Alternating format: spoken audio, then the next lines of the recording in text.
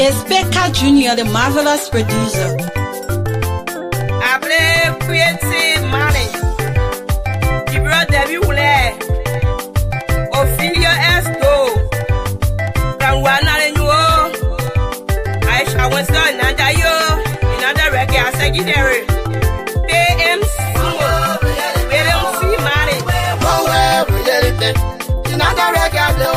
I'm one. I wish I had I'm one. If you should go there, I'm one. Alicia went there, I'm one. Ever did that, but I'm one. There's any. One way, we get it.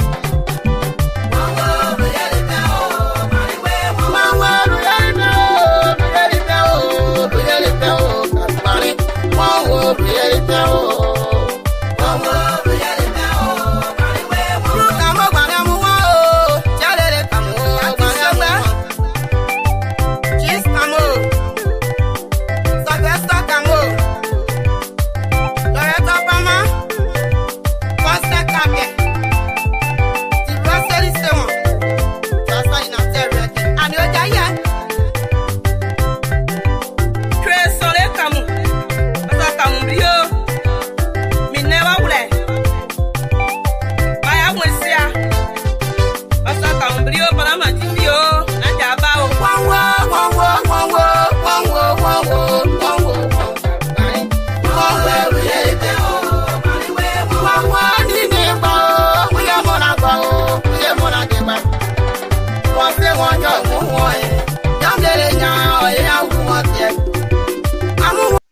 Yes, ladies and gentlemen, brand new edition of Voice of Sinoe coming your way this afternoon. Special guest, Klarwlue Manneh. Bye.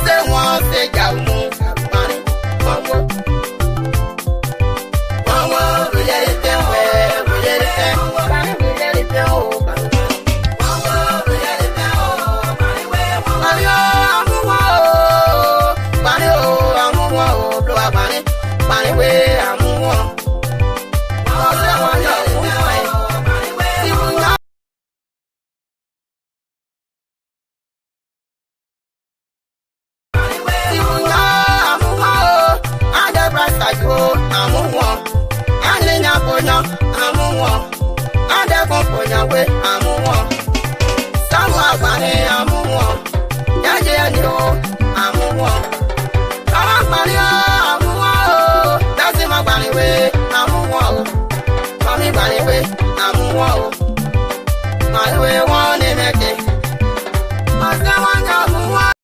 Yeah, let's do a video audio check here to make sure our audio is okay first. If you're out there following, let's make sure we do a video audio check. If you're following me, please give me a thumb up if my sound is okay on your side. Let me do a sound check from my side as well. Give me a thumb up if my sound is okay on your side. Let me do a sound check. All right, good. I think our sound is beautiful. That's why I want to make sure before we go ahead with Klarwlue Manneh.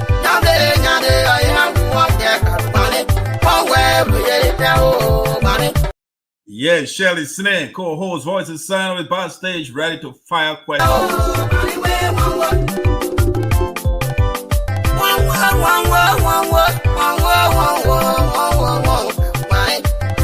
Yeah, we got a whole lineup today. Sam Walker is on board, Patrick Bolu, and we get Christian.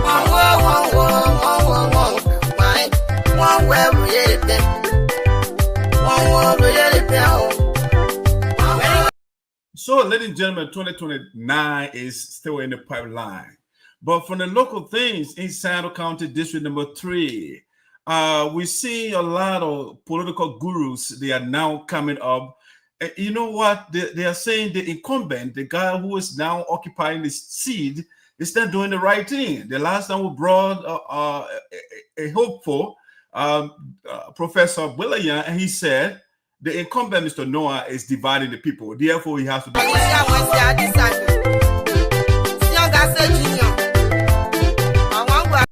We'll also be questioning our man today, Klarwlue Manneh Sinoe. The last guest that was here, he asked Mr. Manneh to get out of the race. Is that true? We want to find out.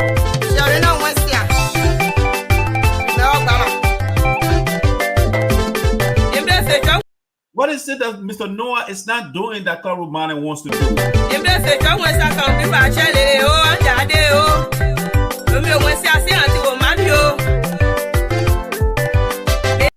What is it that Mr. Zaza, the late Wagba, the late Mabutu Nyepan, all the great people, what is it that they didn't do in Sarpo County that Klarwlue Manneh wants to do? All these questions will be addressed today.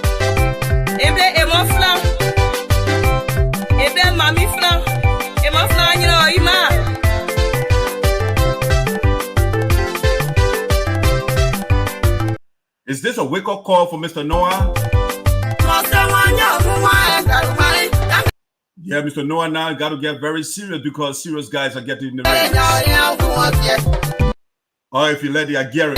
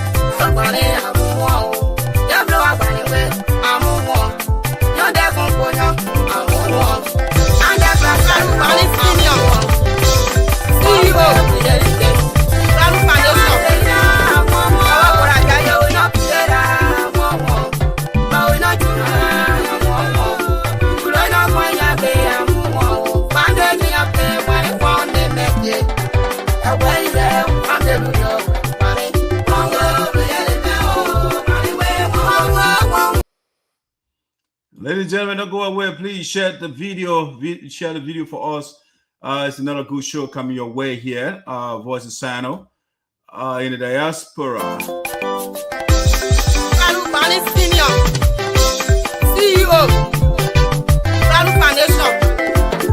Our Prajayo, Ayodinyapo, Nayanyamu. Our Association of District, Association District Kamuri. One of my invited. Alicia Westra. I went to Shepherd. The bishop will be playing.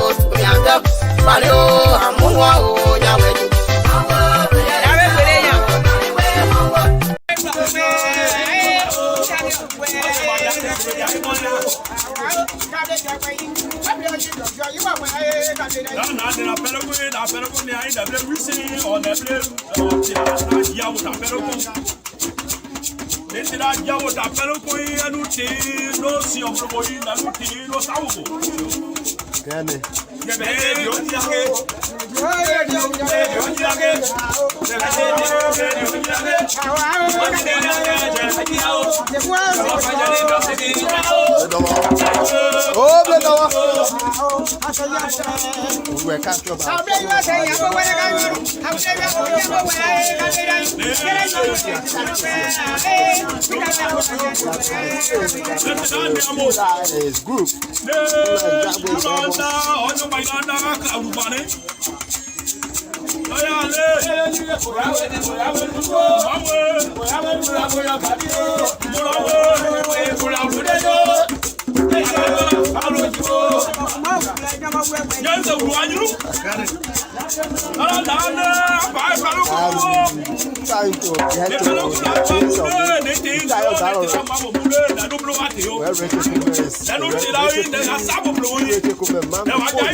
To switch to the people of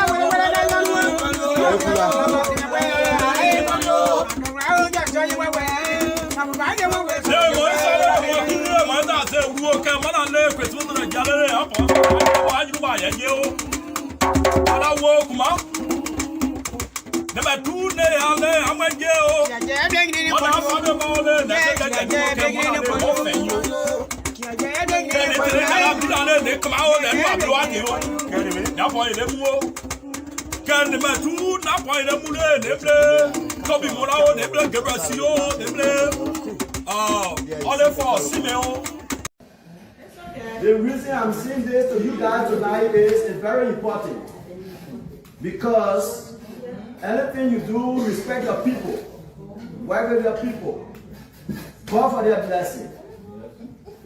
When you are doing this thing, then at a time, God can overflow your blessing to the fullest.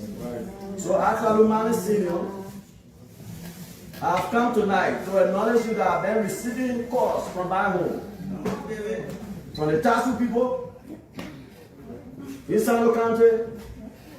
I've been receiving calls from the Electoral people in Sinoe County. I've been receiving calls from the Nyam people in Sinoe County. I've been receiving calls from the Taiwan people in Sinoe County. I've been receiving calls from the Sarpo people, the Sarpo community, to this facility, from the Putwins, from the Singon, from the Wedia, from the Klarwlue, from the Nomago, from the Joason, that Klarwlue Manneh, we need a presence in Liberia. We need a presence so heartily, because we want you to come and represent us 2029 in the House of Parliament.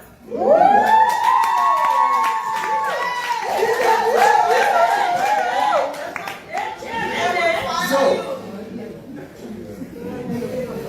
these messages that are coming to me, And I said, okay, what I'm going to do, I will not just get up and go to Liberia, but rather I will call my people and have them informed why my people are calling me for buying in Liberia. I don't want you to see it over Facebook and say, Klarwlue is in Liberia today. You're doing XYZ. But the people of Sarpo County are calling me for 2029 senatorial and presidential election so that I can be represented by them, so they can be represented by me at the House of Parliament. Okay. All right. So I have come tonight to tell you the secret people.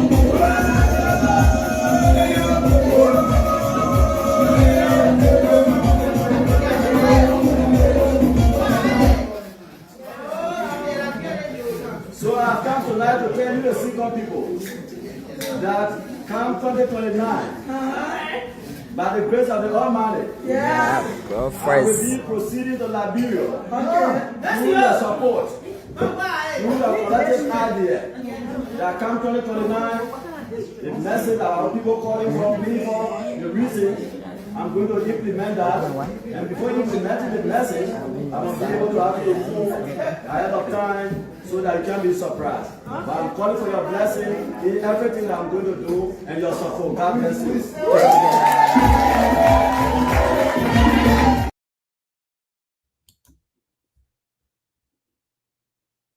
I have no platform. Why? I just give you a poster. The poster serving a platform. They're telling our people this is what we've been doing because Oliver writing no fine warnings, right? Writing no fine warnings. I mean, our old people can read.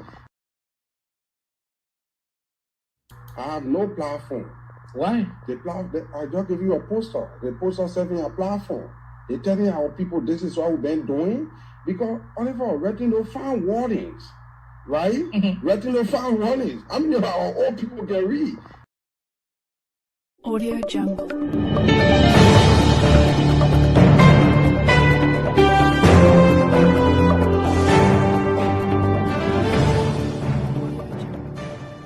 Hey, hold on there and listen. The biggest online platform is back and we are ready. It's the Voice of Sinoe in the Diaspora, your one-stop for information, debate, and discovery. Join us every Thursday at 12 o'clock p.m. EST, 4 o'clock p.m. GMT, and 12 midnight in the Philippines, where power, progress, and the people take center stage. The program is with your host, Diaspora ESOTERIC, the mouthpiece of the God, and your bread and co-host, Shadow Snare. They are bringing the heat, the truth, and the talk every single week with spotlight, sports, education, politics, and so much more. Listen and listen very well. The program features deep dives and critical analysis from Christian Tababo, Patrick Bolu, Sarah Ellis, Sam Walker, and Sagacious Success Barlow. Don't miss out. Catch us live on Facebook and YouTube. Just search Voice of Sinoe in the Diaspora. The program is every Thursday, and you know why? We bring the conversation to you. Voice of Sinoe in the Diaspora, where your voice matters.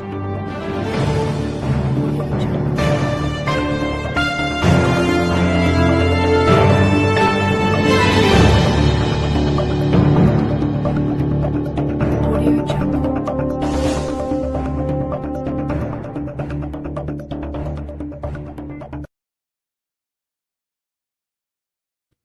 All right, ladies and gentlemen, welcome to Voice of Sinoe here in the Diaspora with Shelley, Sam Walker, Patrick Bolu, and of course the spokesperson of the elders and the ancestors, Doc Sarpo ESOTERIC, understood by the chosen few.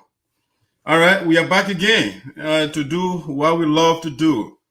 The reason the elders and the ancestors, they sent us here on this earth.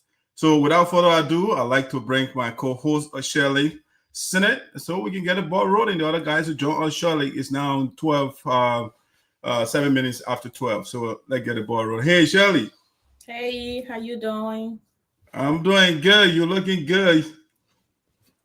Well, you're looking great. So, I love the coat, the white on that. That's really good. But you always look good, Thank you. My Appreciate it. my my Appreciate it. sister is doing a great job, making sure she pick up your outfit, and yeah, she's doing Yeah, an excellent. I trying to catch up with you, but I can't. It's, you guys, your sense of design is, amazing. But how you doing today? Yeah, I'm doing great. I'm doing great. Thank you. I'm excited to be here and to have another conversation about Sinoe County, about Liberia. Our special guest, Klarwlue Manneh, should be with us shortly. So yes, it's going to be another fascinating show. The guys are ready. If you like, they are getting ready for 2029. I don't know why so early. Shelley, why you think the guys are so anxious? I mean, we got a couple of years still to go, and Mr. William was here the other day, and he said it's on. And now Mr. Manneh, after Mr. William, is also coming. Why you think is preparing the guys? Right, because there is competition. A lot of people are interested in running, so they want to make sure that they can be upfront to express their desire before other people start coming through. Okay, But so the interesting part about it that I'm looking forward to today is the fact that when the professor was here, he made it clear that he have called Manneh Senior to basically step down in the race. So I'm looking forward to what he have to say about that. And then, a lot of other questions that I have in mind to ask him. But Madison, the guys actually started coming. They have to go based on what you are wearing. So they want to make sure that they can come here dressed to impress. So Patrick went back in the closet, giving call to his significant order to make sure that she can dress him as him. So are you look here on the show? So you're gonna really delay up today because I don't know it's gonna take for his significant order to get the clothes put together for him to wear and come on here. yeah, I mean, I think it's a waste of time. You can't compete with the spokesperson of the elders and the ancestors. So no matter how the first lady try to help Patrick, it's a futile effort. You can't beat that side of the esoteric. Yeah, then Sam two started coming and he had to give me a phone call and Shirley, hey, since I've been out of the show for a long time, I don't think I want to come on there knowing that the CEO is looking all good. Let me go back in my closet and look for my purple suit and then come on. So all right, Shelley, while we're waiting for the guys to get on here, I want us to do a little brainstorming here. Okay. Yeah, while we are waiting for the guys, I wanted to look at this Liberia Decent Work Act of 2015. I have been looking at that, but before we even go to that, I don't know whether you're following this story right here. Let's see. Let me put in this presentation more. Let me put this up here. Are you following the lawmakers? These lawmakers over here on this flyer, they are trying to get vehicles for their chief of office staff. So the road of communication the other day, I think it was rare on the House floor. And yeah, I just want to talk about it a little bit while we're waiting for the guests to get on. Shelley, the lawmakers already, the Constitution provides, or the guys, if you want, they prepare the budget. And every 3 years, the 103 lawmakers, they change their vehicles. And now they are talking about getting vehicles for their staffers. Shelley, do you think this is the proper way to use the Liberian people, the taxpayer money, given the condition of the country? Why is it that our lawmakers are coming up with these strange ideas, talking about buying vehicles for their office or staffers? But before you go ahead, let me bring Patrick. His wife already dressed up, is ready to rock and roll. He's ready. Yeah, Patrick's backstage. Let me bring Patrick here. AP. Hey. What? See, I don't like how you welcome Patrick though. What happened to the drum roll? Then the extra introduction. You just bring the man on like that. Okay, you know what? I'll put him in backstage again. We have to do the proper introduction. Shirley, you want to introduce Patrick to come on? Okay, it's an honor to bring in Patrick. I mean, the man, he knows politics up to his fingertip. I think he live, he breathe, and can even tell you the happening in his sleep. Honestly. So let's see how I can introduce him here. Where's my music? Where's my music? Come on. Okay. You ready for this?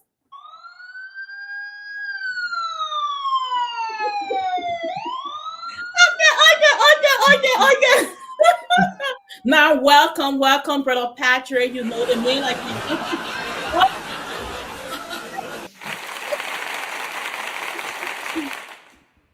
All right, P, welcome aboard.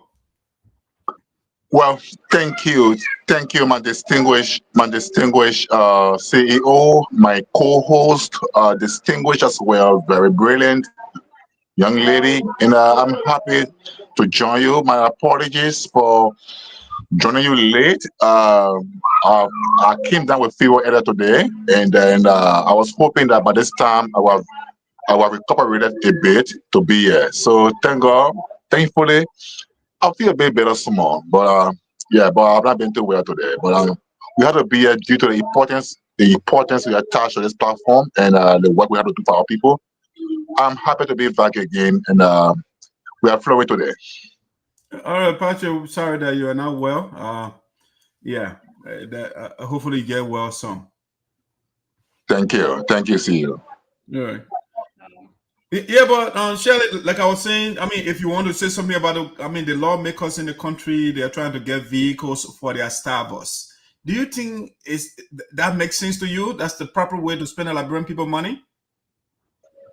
Honestly, no, that's definitely not the proper way to spend the Liberian people money. First of all, it's not even a good way for them to be getting vehicle every 3 years. I mean, it makes no sense to me at all. So you're telling me that every 3 years, the vehicle that they give them, the brand new car cannot function anymore after 3 years. So what happened to that car? Do they give it back? Or can they not give it to their staffer?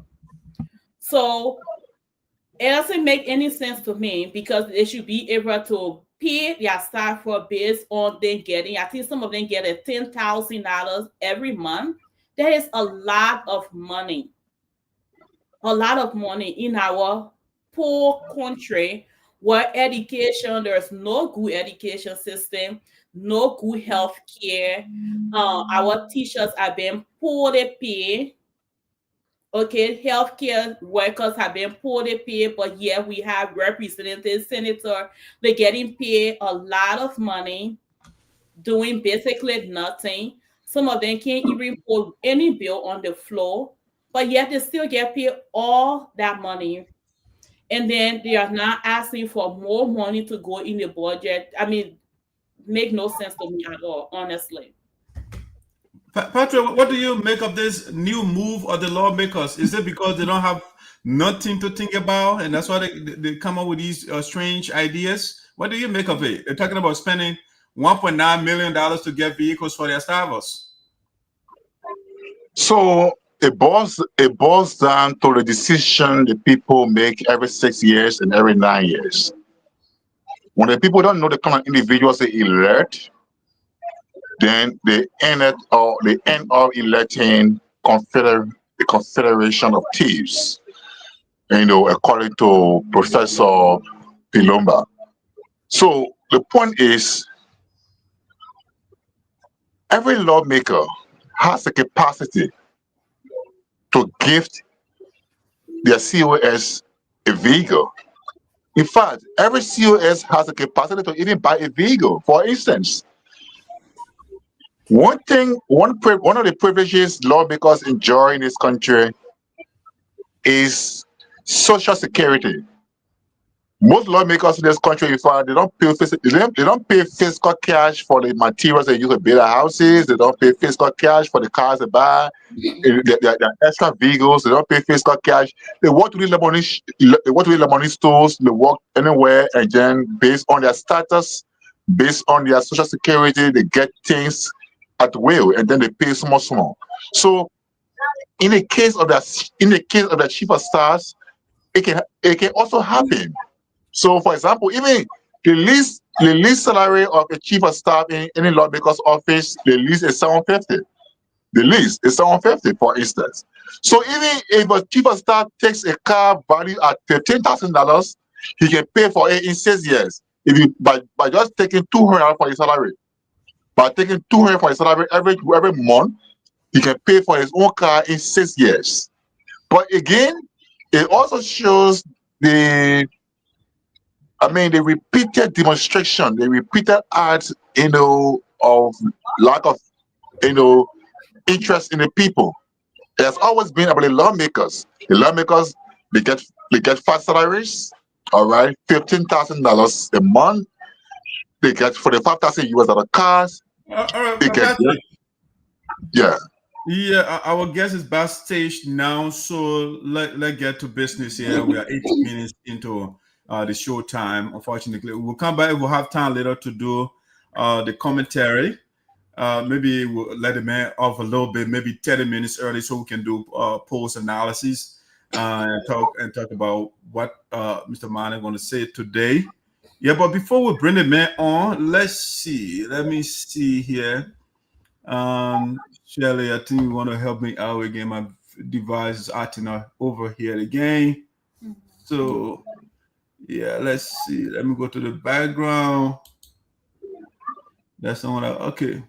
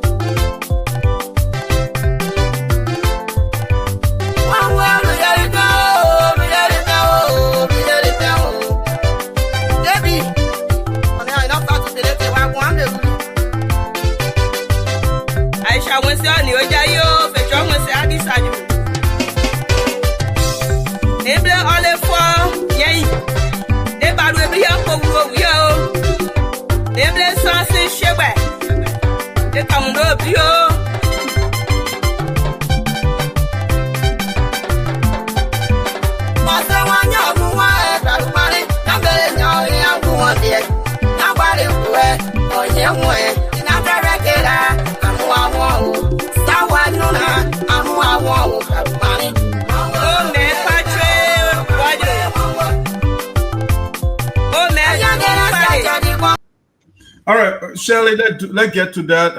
Let's bring our guest on here. I was trying to play a video. The video that he was talking, making his intention known to the people. Can you get to that video, Shirley? My device. The video. There's a video I played earlier where he was. He went. I think he met with a Sarpo community here in the U.S. and he made his intention clear that the people are calling him. I was trying to get to that video, but it's all the way down from my device here. I can get to it. Yeah, so let's see. Maybe I can. Okay, I got it. Okay. The reason I'm saying this to you guys tonight is it's very important because anything you do, respect your people, work with your people, call for their blessing. When you are doing this thing, then at a time, God can overflow your blessing to the fullest. So, Klarwlue Manneh Sinoe, I have come tonight to acknowledge you that I have been receiving calls from my home, from the Tasu people in Sinoe County. I've been receiving calls from the Electoral people in Sinoe County. I've been receiving calls from the Nyam people in Sinoe County. I've been receiving calls from the Taiwan people in Sinoe County.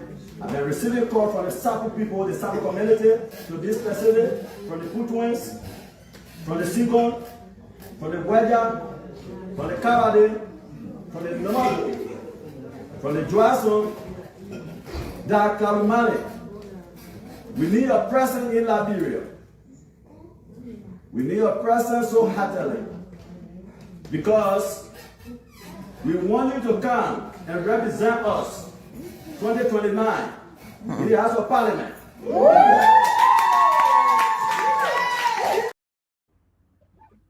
All right, ladies and gentlemen, without further ado, Shirley, Yes. do you want to invite the man on the screen for us? I want you to play that role. Okay. Do you want me to do the drum roll or? It's up to you. Whichever way you want to do it, it's up to you. All right, ladies and gentlemen, bubble up. Get your coffee, tea ready as we're about to bring in, should I say, potential representative for Sinoe County. But first of all, let me welcome him the right way. And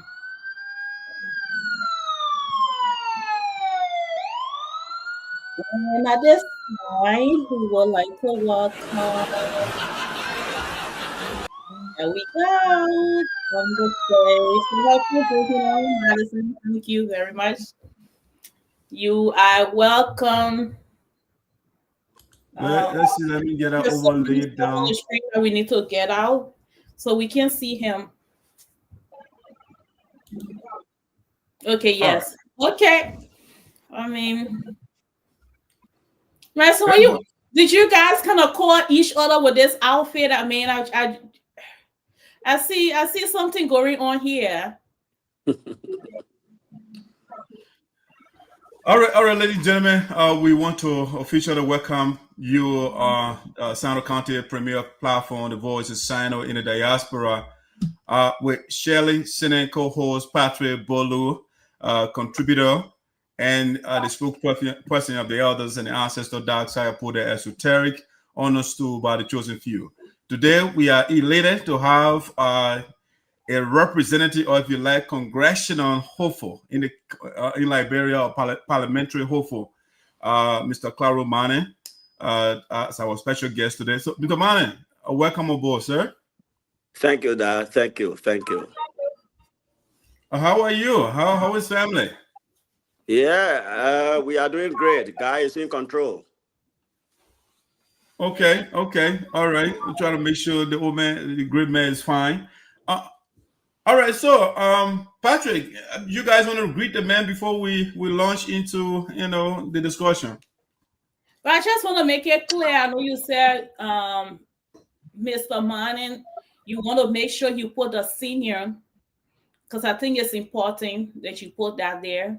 Well, we want to welcome you here, and looking forward to having a beautiful show, beautiful conversation here today. Right. Want to understand your intent running here in Sinoe County, District 13. No, 3. District 3, I mean. Thank you for that correction. So District 3. So looking forward to, see what you have for our people, your vision, and especially mostly what are some of the things that you have in mind to develop Sinoe County. So there's a lot of questions, a lot of things to look forward to, and we look forward to having a beautiful show. I want to say welcome. Patrick, you want to welcome our guests? Okay, yes, of course. I want to welcome the great Honorable Klarwlue Manneh Sr., the CEO of Klarwlue Foundation Incorporated. It's our honor and pleasure to have you today on the platform of the people, for the people, and by the people. And we look forward to cross-examining you on your 2029 ambition and see where we take it from. Thank you and welcome to the platform today. All right, Mr. Manneh, we are calling your name. Shirley said we should say Sinoe and all of that. There's something in philosophy they call the problem of translation. There are certain things you can't translate them properly, So, so I can't translate it properly from Sarpo to English. They say, so I will just try. I'll give you a shot. They say the water from the master is quarter than the messenger, something like that, right? So Right. we want to know who is Klarwlue Manneh. So the floor is yours. Who is Klarwlue Manneh? Introduce yourself to the people so they can get to know you.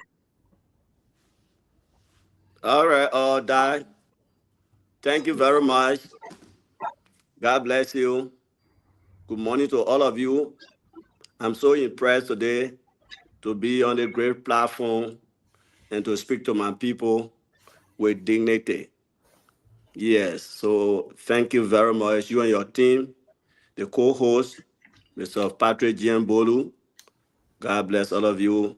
But even thinking in that direction and say, yes, we want to talk to our brother, our son, our uncle, so that we can get some information from him concerning our county, our country, and our district, Liberia, in Liberia. So thank you. Well, my name is Klarwlue Manneh Senior. I live here in Fargo, North Dakota. I'm a Liberian. To be specific, I'm from Sinoe County. And I hail from a town called Sincon Pelocon, the headquarters of Sincon Statutory District in Sinoe, there where I came from. And I entered United States December 11, 2019.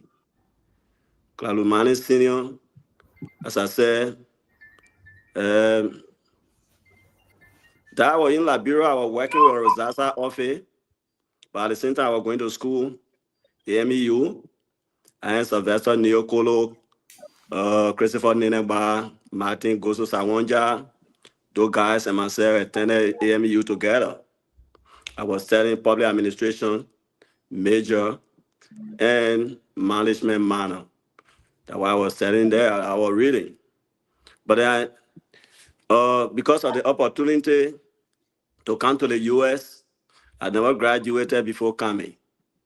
Yeah, so when I came to the US, but let me take you back a little bit. Klarwlue Manneh Senior, I'm a married man. I'm married with good 8 children. Yes, 8 children. We're following you. Good. Go ahead. Yeah, okay. 8 children. Yeah. And I have my wife by the name of Tina Manneh. I think. Is somebody get their microphone on? Patrick, put your mic on mute, please. Hello, are you there? Yeah, go ahead. Yeah, so Doc, that's the kind of man I am. I'm married with good 8 children. And my wife is Tina Manneh, as I said. I think all of you know her. But what I want to say today, Doc, is as I said, I came to the US 2019. So my stay in the US, I think it's a blessing to my community because when I entered the country, I saw a lot of good things I think that correct for our people. Yeah, so what I did was I joined my college here. First thing I did, I called my senior brother by the name of Klarwlue Manneh, and I told him that there's a need. We alleviate poverty by home, food security, so that our people can feel a little release. So he and I jointly, we opened a farm in ENA where we're planting cocoa and rice. Now we went to Sincon Pelocon. We did similar thing.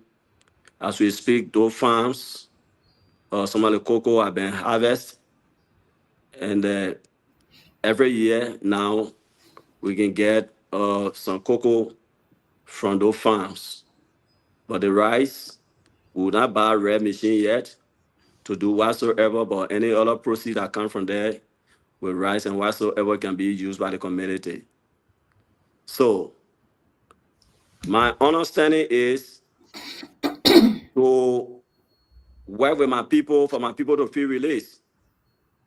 So when I came, I said, well, I will be able to organize an NGO that will be able to help our people back home. So I went ahead, I called by Liberia when I organized an NGO by the name of Klarwlue Foundation. So the foundation now is trying to help our people buy home.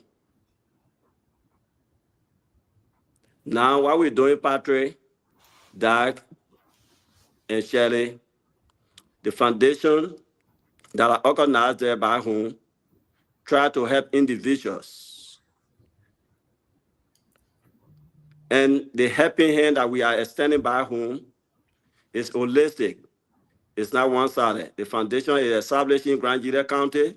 The foundation is established in Sinoe County, and the foundation is in Moserado County.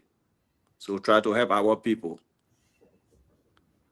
So, all right, Mr. Manneh, if you can maybe keep it a little brief so that we can get to the discussion. So, but end your thought, please. Yeah. So when I open the foundation, when I organize the people, when I establish the foundation, as I said,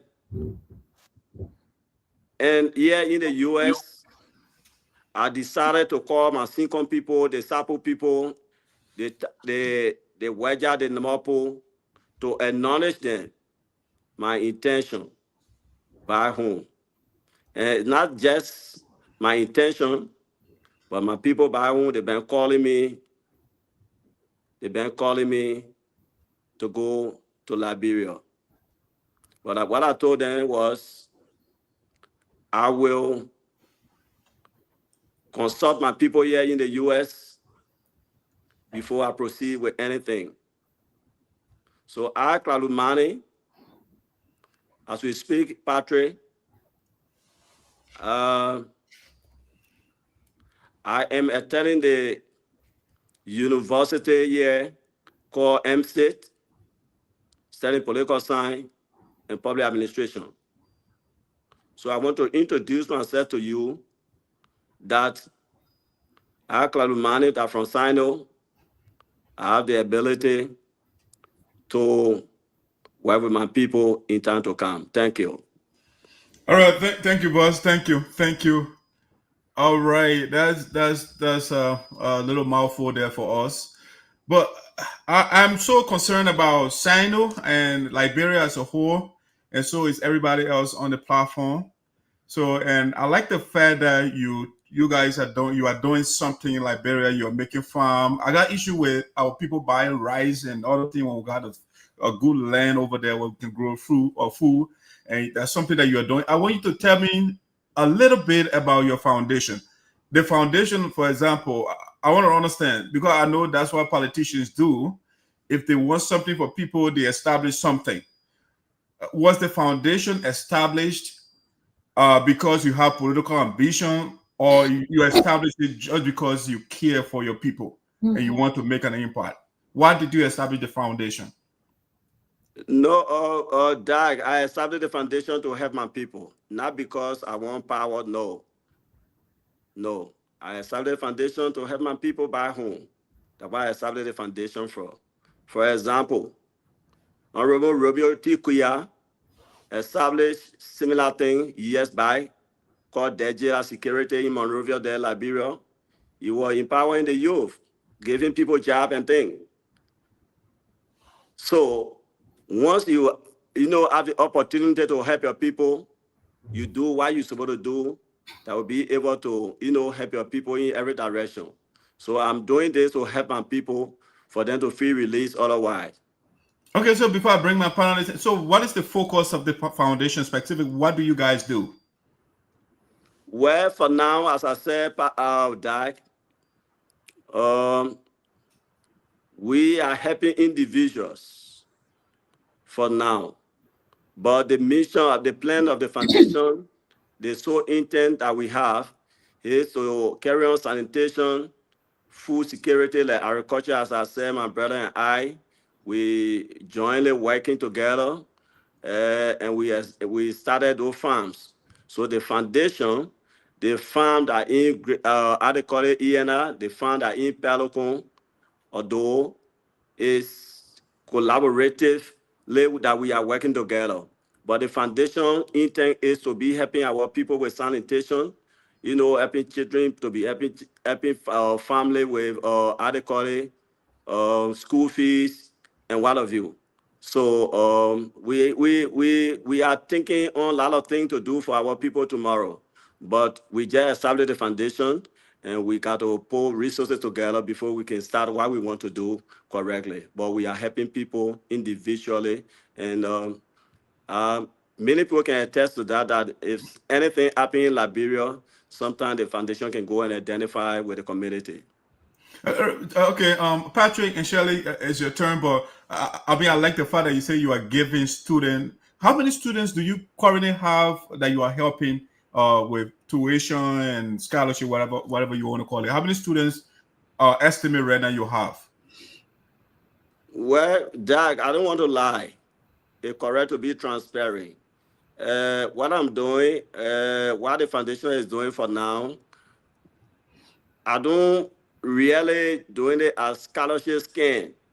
But for example, I can call you and say, hey, I mean, have children that are in school. I try to work with my people in the meantime for them to, build that trust and confidence before anything. But with the scholarship scheme, we are working it out so that we can have more people on our scholarship. But for now, we are not doing it as scholarship, or we are 100 people, we are 100, we are 20, we are 30. No, I'm not doing it now until otherwise. But we are helping individuals with their children's school fees, the copybooks, the uniform, and what of you. But I don't want to Okay. call names. I don't want to call names yet now to say, oh, I'm helping John Brown, I'm helping Paul Peter, I'm helping Annie. No, that's what we will not do now. Okay, Shirley, let's bring you in here. What's your first two questions and one follow-up question? So first, before I go to my question, I just want to clarify that the foundation haven't started like functioning yet. However, though, you are helping people, kids with school fees. So the foundation not doing anything right now. Is that correct? No, the foundation is doing something. But to say, oh, we start with project by whom? No. The only thing we did, we sometimes we can carry on renovation, people in need of something, then we help them. They want zinc, they want this, we help them. That's what the foundation doing. But to undertake our own projects, to say, yes, we building latrine, we building hand pump, that we don't start yet. But we have that on our, on our agenda to carry on. But for now, we are helping individuals, with their problems. So, Madison, this is not my question because I still don't understand the main vision or mission about the foundation, because he said that the foundation was to do development, to help the people, basically. to help the people, but there's nothing in the foundation that says it's supposed to focus on education, but yet you are giving people scholarship, but they cannot count for that scholarship because you consider it as helping people. Because there are a lot of Liberians and a lot of us that help people based on like the relationship you have with an individual in Liberia. You can help them with their child's school fee or your niece or nephew's school fee. And I don't think that count as an organization or non-profit benefit or non-profit work. So I just want to know clearly to the Liberian people that are watching, and somebody in Sinoe County who is like, oh, this is potentially going to be my representative. What is his foundation stand for? So what your foundation stand for? What are the things that your foundation going to focus on or is focusing on? The foundation is going to focus on education, sanitation, and agriculture. That's what the foundation is going to focus on, and health. I mean, Sherry, I think you and I in the U.S., the starting of everything, you don't just say something because you want to be a leader, but you say something that tomorrow when people hear say, oh, yes, Sherry is saying the truth. But what we are doing, as I said repeatedly, we are helping individuals for now. We have the mindset. We have our agenda, what we're going to do. But on the line of scholarship, as I said, I don't want to call names, but people are listening to me. I have my people back home. I have Maya Caesar. June Fowler, he is a chairman. Omen June Fowler, he is a chairman from Namapo. He is a chairperson for the fund. I mean, there that's spearheading everything. Then we have Patrick Waddle. We have Jim Kweti Manneh. We have Chris Monkakana. Well, a lot of people. Even Patrick Bolu. Patrick is listening. Patrick is the press secretary for the foundation. You know all that I'm talking. So I come in. So what I'm saying here today, I think everybody are listening. And we have P. Richard Kuma in Greenville, Sinoe County. He is the coordinator for the county. Okay, then we have people in the district who are coordinator, various coordinator in the various districts. So what we are doing, we try to, put our, resources together correctly. Then when we start, then we're moving forward. Okay, but now we are helping individual. And what I'm saying here today, people are listening, as I said, and those that we are helping as a foundation, they are hearing what we are saying, but we don't want to call names for now until otherwise. Okay, so I don't think I necessarily want you to call me. I think I was looking forward to saying that the foundation had helped 5 students successfully put in, whether it's a partial scholarship or a full scholarship. That's what I was waiting. I was looking or listening to hear from you. But it's okay. I'm gonna move forward to my question, which I got 2 questions to ask you to begin with. The first question is: I see that you live part of your life here in the diaspora. How has that shaped the way you see leadership and development back home? Say that again. So I see that you live half of your life here in the diaspora. Yes. I want to ask, how has that shaped your way, or how you see leadership and development back home? Well, Shirley, thank you for that question.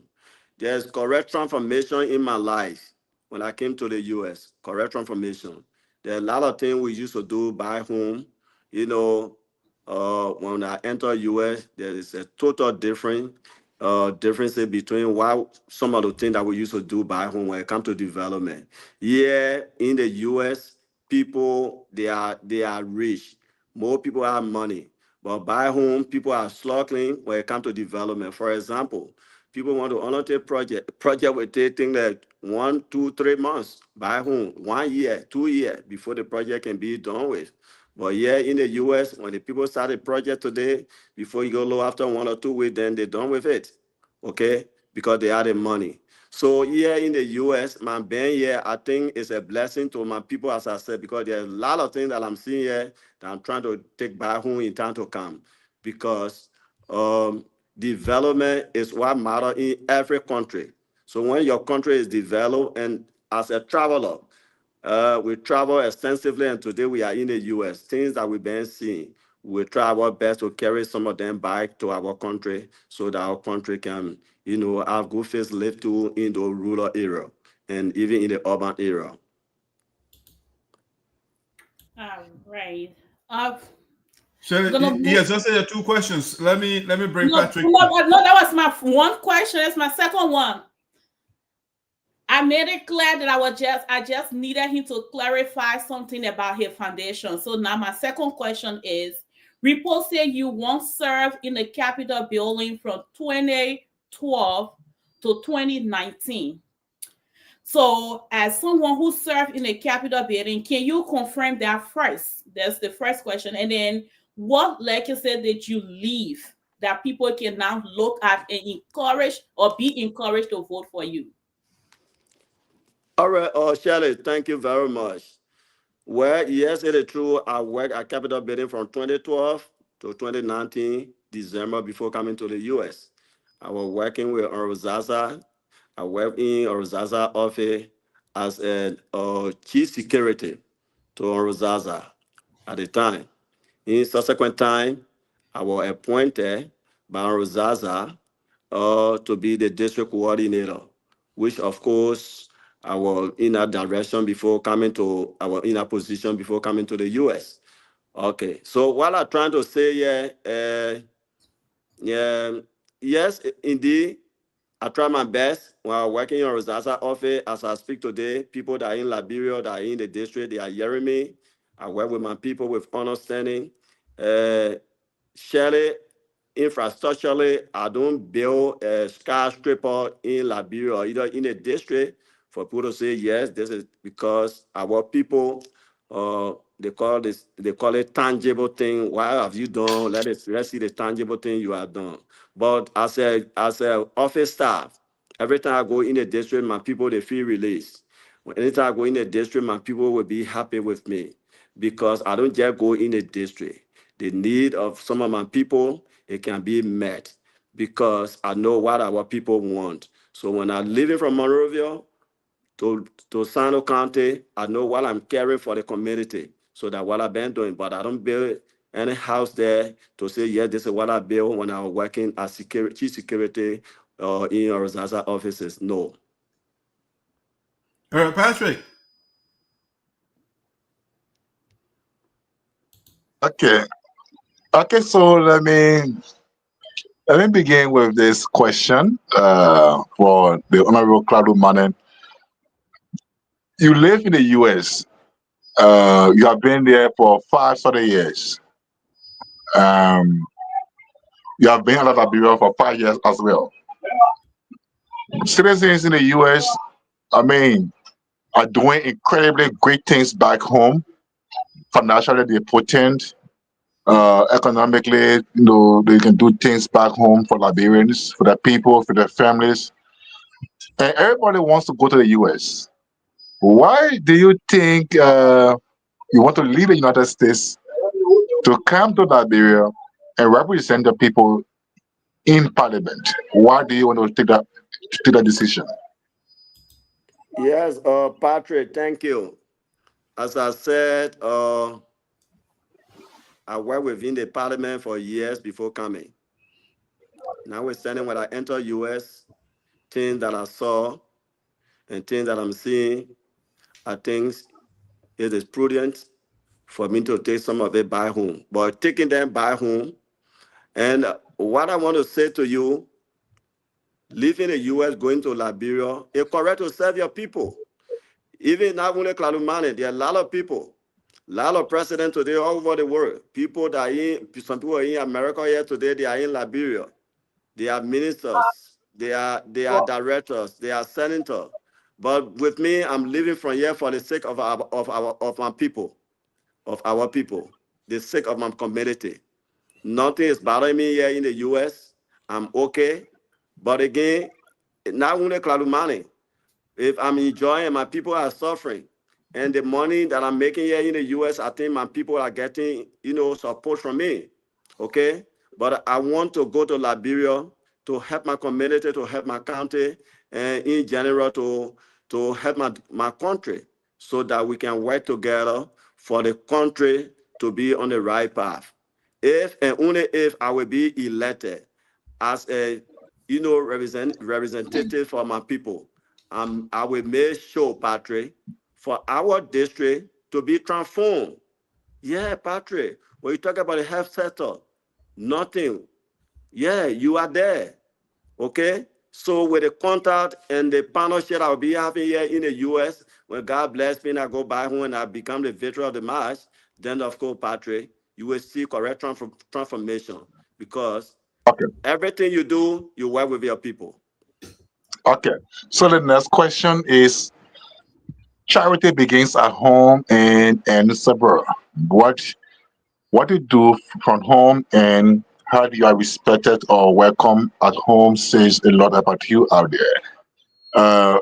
Zaza exposed you to legislative workings, gave you some insight, and through working with him, you got exposed largely across the it is not clear whether Zaza has absolutely no ambition at all to come back, as speculations keep filtering in that he might want to rescue the number three, in the future. If that is the case with Zaza, and with the ambition and the ambition of other prominent sons of Sinkin districts, I mean, what would be your stand? Will you Will you face off against Arozaza or any other single brother or sister that comes to face up with you? Well, Patrick, thank you. Your number one concern was on Rosaza. Well, on Rosaza, he is my father. That's my daddy.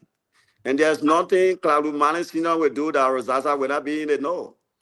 Before he may announce what we are discussing today to the public, I call Rosaza. He here, I think he monitoring. I call my pa and he and I talk. And he gave me a blessing. He gave me the go ahead so that I can go. Look, Patrick, when you born your children, you got to promote them. Your community, you got to promote your community. You alone cannot do all. So Rosada told it wise and say, yeah, Klarwlue, if you want to go, you can go. I give my blessing. And he gave me pieces of advice, what to do and what not to do. Again, then when you will come back and say, oh, my son, this is what I want us to do. That is not reached my table yet. Then when you get on the table, then we're going to discuss as, daddy and son, so that we can find a way forward. The concern of all of us is to make our district great. Okay? So Rosaza being our father. So when that comes before me, then Patrick, of course, I will be in consultation with people. And as my daddy, as I said, he and I will talk because he gave me the go ahead to do what I'm doing now.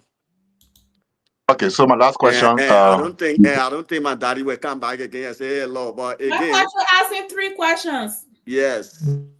Yeah, my last question. Yeah. Last question. Yes.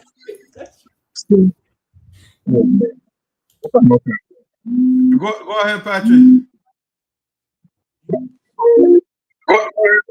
Okay. So my last question is Honorable Bereya claimed to get the blessing of Honorable Zaza. And you are also confirming to us you have got the blessing of Honorable Zaza, meaning that 2 Sinton sons, prominent, and outstanding, have got the blessing of the Godfather of Sincon and the district as a whole. Now, if you were to go for a traditional primary with Honorable Bereya before the gods and ancestors of Sincon district to put you forth to the entire district, what are your chances? And follow an A to that question. An A to that question. A to that question. What is your assessment in less than 2 years? What is your assessment in less than 2 years of the performance of the current representative that will have to inform you as to whether you should go against him or you should just stay back?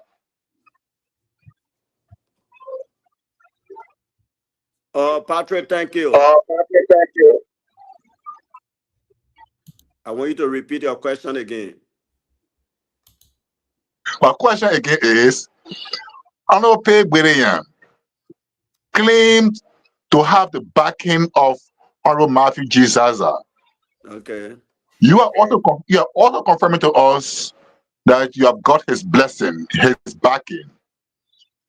And Honorable Zaza being the godfather of Sincon and the district number 3 as a whole, what are your chances were you to face Honorable Bereya in a traditional Sincon primary? What is Sincon people will have to put forth a candidate of their community to go out there and claim the victory and bring it back like our Zaza did in 2012? What are your chances of surviving that traditional primary against our Bereya? That's one. And A to that question says, what is your own political assessment of the current representative's performance, which will have to inform you as a warlord? You will come against him or you will stay back. All right, Patrick, thank you. When it comes to primary, one thing I want to reject is Sincon people, they are not political party. And I'm not going in the race because I'm Sincon man. It's not the Sincon people sending me to go in the race.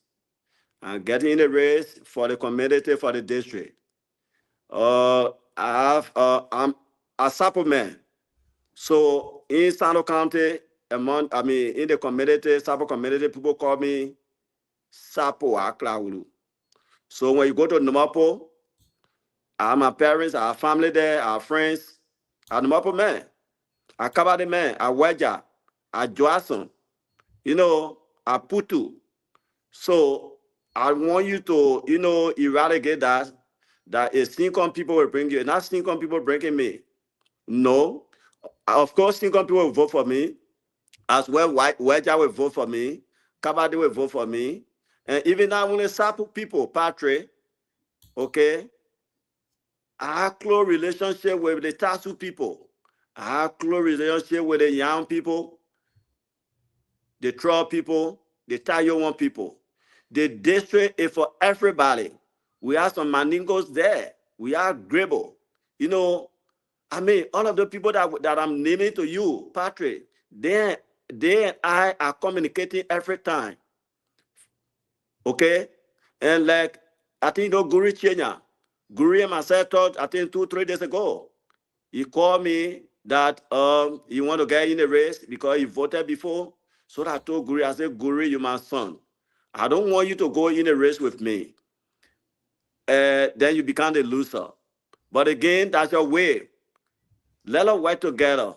But if you say you will get in a race, well, so be it. Let us go ahead. Because if from Taiwan, and every time you call me, we lecture. So I said, Guru, we can go ahead and do it. But as a friends and family, we have to sit on the table and discuss. Okay? So what I'm trying to say, Patrick, is I in contact with everybody. Not because of single man. No, I want for people to eradicate that. I want them to take it from their mind. No, I'm not coming in the race because I'm single man. I'm coming in the race as Sinoe citizen from district number 3, as Klarwlue Manneh Senior for the county and for the district and for Liberia. I'm not coming because I'm single man. From today, if anybody will call you and say, oh, because Klarwlue that Sincom, you coming in the race. No, I'm not coming in the race. I'm a leader for the people. I'm not leader for one session. I'm leader for everybody. Yes, that's what I believe in. So Okay, thank Mr. you, Manneh, Patrick, for that question. thank you very much. Let's clear some things out here so we can have a little engagement. Patrick, hold on a second. Hold on. Patrick, I will put you on mute. My follow-up question was not answered. Your assessment of the current representative's performance. No, I was speaking that Dak said you should hold on so that I break a little bit. All right, just ask the part B to that question. Why you make up the current representative? Well, Dak, the current representative, Honorable Noah, he been there, and you know what he doing, and I think he have to get back into a closet because some of us we need to expect what he doing now in the community for it to go on, because we need unity. At the same time, we need our people constraint to be met. But as a leader, you cannot verify your own people. As a leader, you cannot go against the will of your people. And I think that what Noah is doing, yes, because you leading the Sarpo people, you leading district number 3. Not only Sarpo people, but as a leader for district number 3, when there anything unfolding concerning the district or within the district, that should claim your attention. And as a leader, you can be the first to speak. You got to be quiet, listen, carry on consultation before you talk.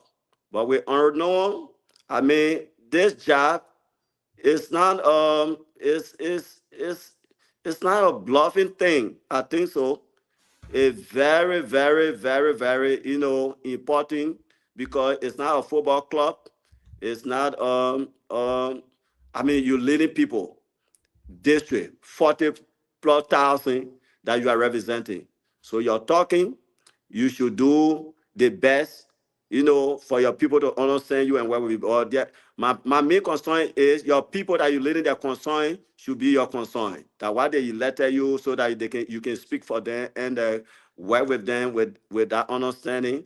You know, but or no, I mean, in that direction, you're not working within that direction. So the people of District Number 3, they are feeling bad. So Okay, that's why they okay. are calling upon me.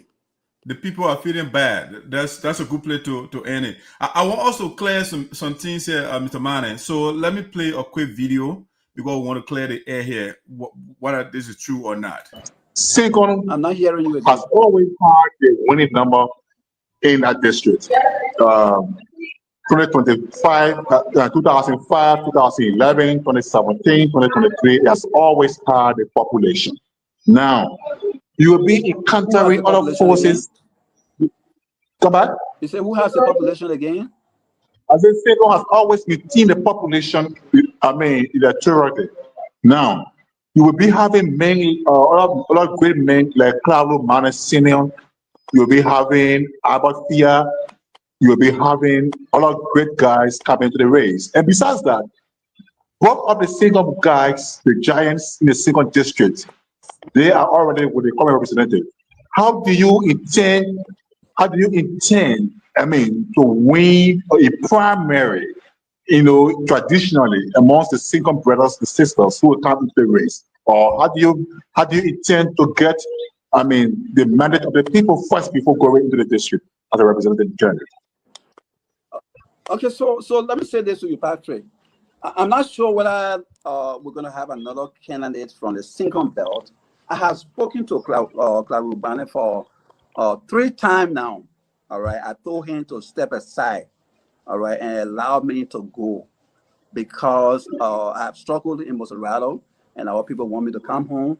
So step aside as a big brother to you. So I have spoken with him 3 times. So I'm not sure whether Klarwlue will come, or not, but I have informed him.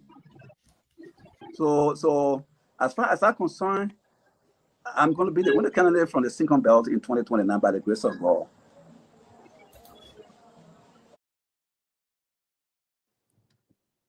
Mr. Manneh. Yes, sir. Did Mr. Professor Billion call you 3 times and ask you to step aside? Because he ended that he's going to be the only candidate from the single side comes 2029. Please validate the information or invalidate the information for us. Okay, Patrick, thank you.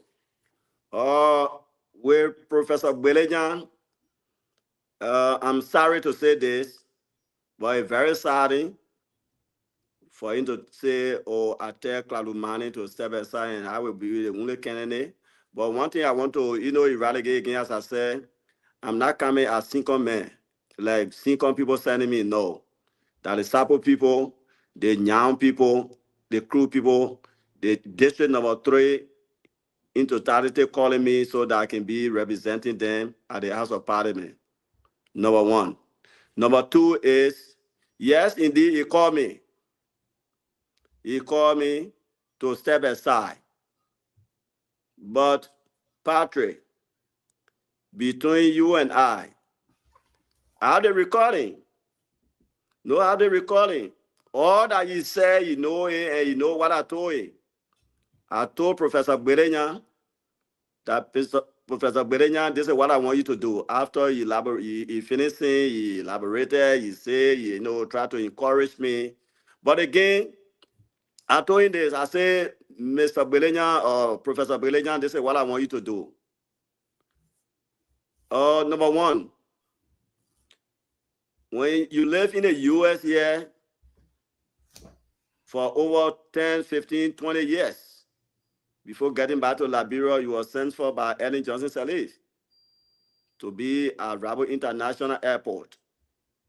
You did not employ one Sarpo man there, neither woman. Professor Berenya, at the time, our Nyepan were alive, our Zaza stay alive, the Sarpo people, they are here. Everything we do in our country, you esteem yourself from the Sarpo people. When we're going for dialogue, anywhere we're going, and the record are there. I was telling Professor Belenya to step aside. So I said to Professor Belenya, that's why he tools you. At the time, I was the chairperson for Sincom people. And I was the chairperson for the entire, Sarpo, sectional S. I was the chairperson. Okay? So at the time, I approached you on that. Why you are not engaging the Sarpo people? Why you esteem yourself?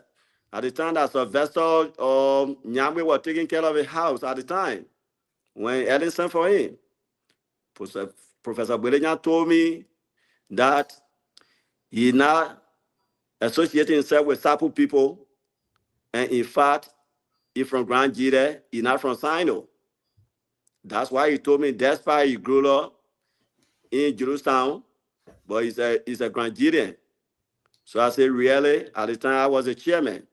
So when he called me the few times, that what I told him, I said, Professor Belenya, I think that what prompted you, or you voted 3 different times in Mossorado County. Now, I, Klarwlue Manneh Senior, I'm coming in the race. And morally, I will help you. Financially, I will help you. You can get back into your district, District 12 in Mossorado County, that you voted 3 different times, and you never gain anything. And Sarpo people, they are not people to ride, okay? Because you voted 3 different times, and you did not achieve anything, so you will get back to the Sarpo people. You not do that. In my mind, it's a disservice to the community. You don't do it. And now you say you want to go back in the district. So that now you Sarpo man, that's the question I asked him. As I told you, I have the recording. Okay?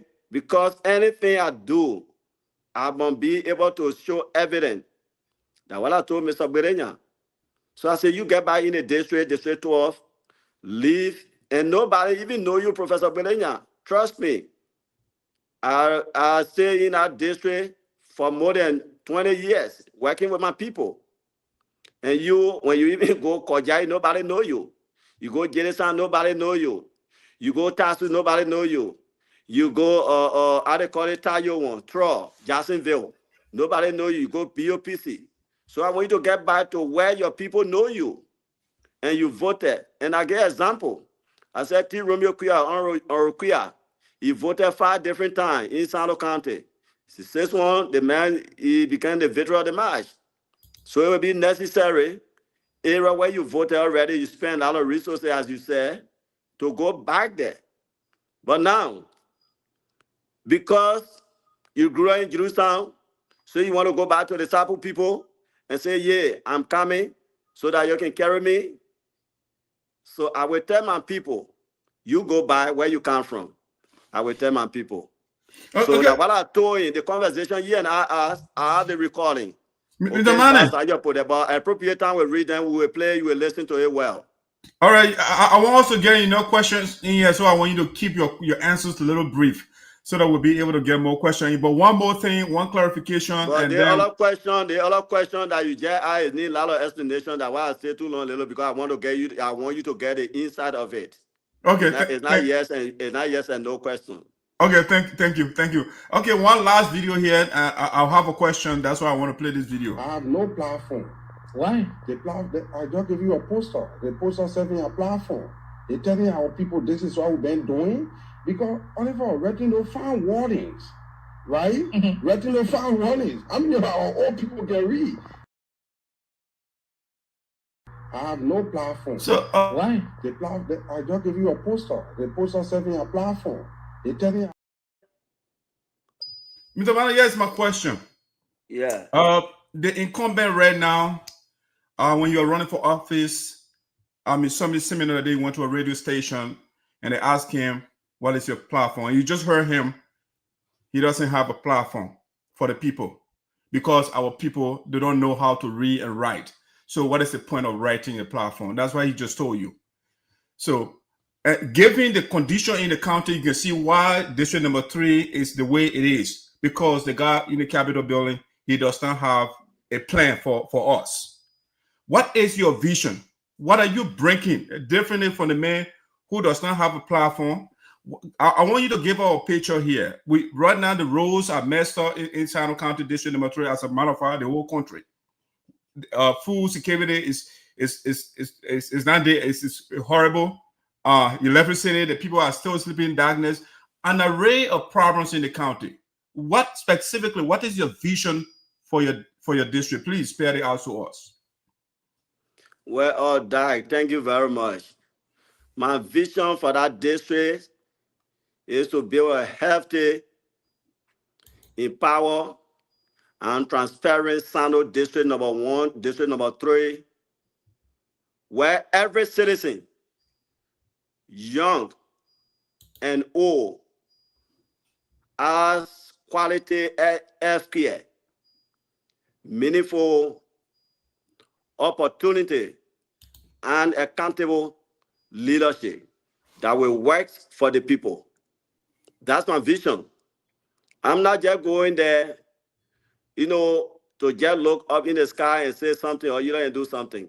But I have a vision to build a healthy and empower and transferring the district number 3 that we are talking about, where every citizen, young and old. All right. Yeah, they call him. Yep. So.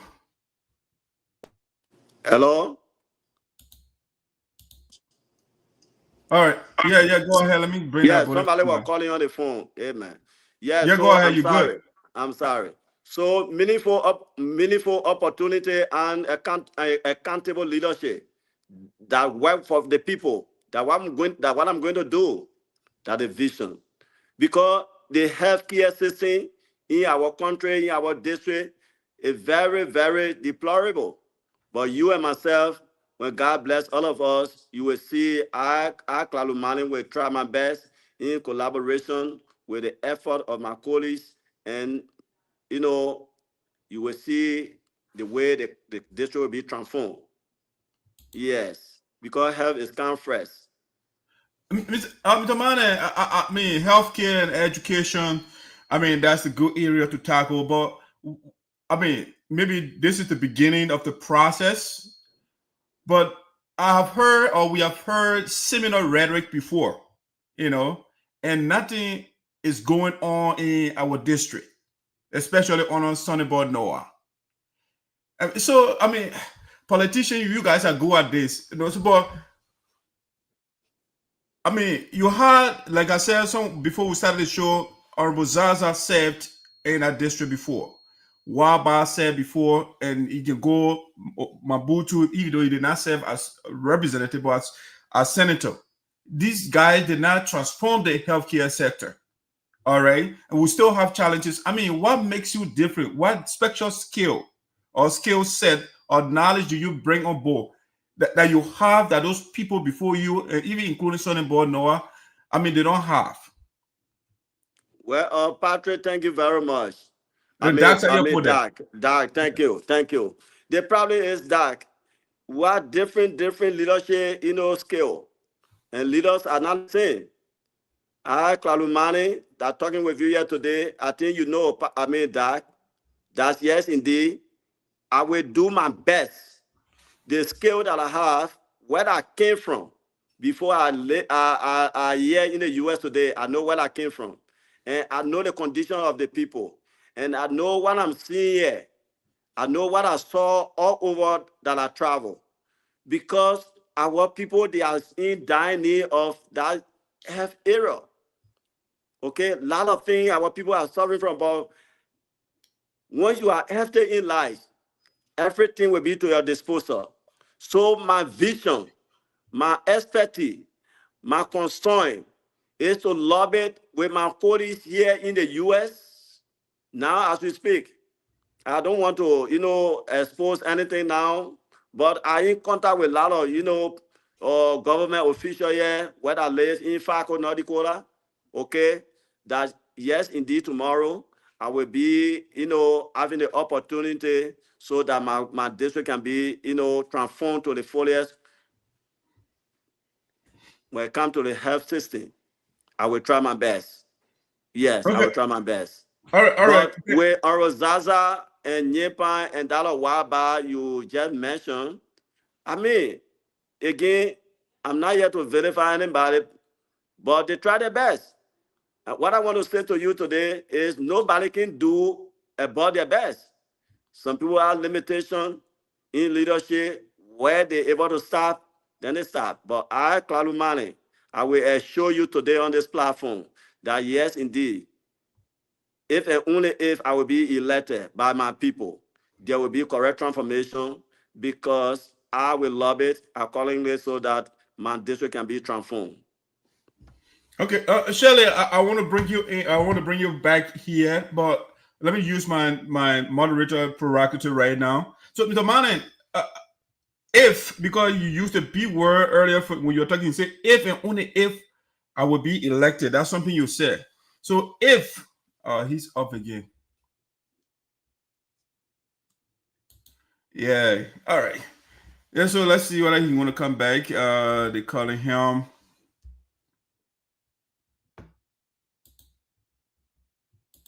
I mean, getting. He gonna come back again. So yeah. Patrick and Shelley, how is it going so far? Do you like what you're hearing? Yeah, I mean, it's not bad. It's not bad. Just I think it is the first public interview, perhaps, on this platform, or maybe on any network. So there is some unusualness with the way politicians would normally speak. But I think it's not bad. All right, Mr. Manneh. Yes. So as I was saying, you said, I mean, if and only if you are elected. So using that language, if and only if you are elected by the people of district number 3, what are the first 3 bills? Let me just make it 2 bills that you will sponsor for your people or for the people of Liberia. Well, Doug, I think we have length of times, 4 years ahead of us now. And now if I tell you, say I will sponsor so and so bill, then I'm not setting you right. The problem is, as I told you, I work within that building for years. So you can just get on and say, oh, I will sponsor so and so bill. That's why I say some of them today, they plan that they carry that I will sponsor, for example, I will sponsor FKA bill or either any other bill. When they pronounce it, you go there, your friend, and they step on it. The way you're supposed to work with them.